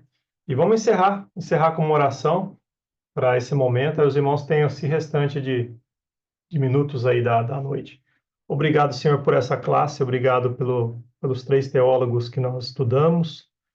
Aquele teólogo que sofreu tanto, ó Pai, como um soldado, como um prisioneiro, e que descobriu no sofrimento, ó Pai, um contato contigo e com a tua verdade, com a tua palavra. Entendemos que esses teólogos todos são imperfeitos e não temos certeza absoluta se eles ou alguns deles de fato são nascidos de novo, mas também sabemos que os sinais mostram que bem provável que sim, pelo menos alguns deles. Oramos ao Pai que nós sejamos humildes para nunca acharmos que estamos acima deles, acima de cometermos os mesmos erros, mas procurarmos ser zelosos, focando sempre em Ti e na Tua palavra, Senhor. Oramos também agradecendo pelo exemplo do segundo teólogo, que também tinha uma visão de olhar para a vida, olhar para a Bíblia e olhar para os acontecimentos da história, porque o Senhor é o dono da história. Ajude a olharmos, temos essa visão também, mas sempre interpretarmos à luz da Tua palavra e não ao contrário. Senhor Deus, oramos também agradecidos por vermos um pouco mais a fundo a origem das teologias que nos influenciam, como, por exemplo, a da libertação, que é tão danosa para nós, para o nosso Brasil e para a América do Sul. Senhor Deus, ajude-nos a sabermos como lidar com irmãos que são influenciados por essa teologia, a sabermos como sermos luz e sal nessa terra, sem precisarmos nos debruçar ou nos curvar para uma ideologia, para uma teologia, mas nos curvando para Ti, para a Tua palavra. Nós vamos fazer diferença nesse mundo, mais do que qualquer outra ideologia que é levantada por aí. Senhor, ajude-nos a sermos bíblicos. Oramos, ó Pai, pelas eleições que vão acontecer domingo, que cada um de nós venhamos com sabedoria fazer o nosso papel de cidadãos e voltar por aqueles que estão mais próximos a valores que te honram e não sermos apolíticos, mas sermos até acima de políticos, ó Pai, confiando na maior autoridade que existe, que é o Senhor. Senhor, ajude cada um de nós aqui na nossa igreja, nossa família, a influenciarmos uns aos outros. Obrigado pela comunhão que o Senhor nos dá, mesmo morando longe um do outro, temos esse sentimento de família, Pai. E que o Senhor abençoe e proteja, Senhor Deus, também a vida e a viagem do nosso irmão Hélio, da irmã Valesca, sua filha, os filhos. Que o Senhor os guarde do mal e proteja-os. E também cada um dos irmãos aqui. Dá uma boa noite, descanso e também uma boa semana e final de semana. Em nome de Jesus, amém. Meus irmãos, um Amém. abraço a todos. Amém. Muito obrigado por tudo, meu pastor. Valesca, boa viagem para vocês. Deus Obrigado, abençoe. Amaro querido, Eduardo, meu coração, meu menino Até lindo. amanhã. Juliette, Eduardo, maravilhoso. pastor, até amanhã. Amanhã Até tem amanhã. aula. Amanhã, Foi um prazer amanhã eu vou conhecer, tentar pastor. não me atrasar, chegar no horário, Se viu? vocês Porque entram só no é a horário, gente. porque é um mau Uma exemplo, hein? alegria para mim, meu pastor. Ficar seu Tá joia, amigo. meu amigo. Tamo Um junto. abraço, meu povo. Até mais. Abraço.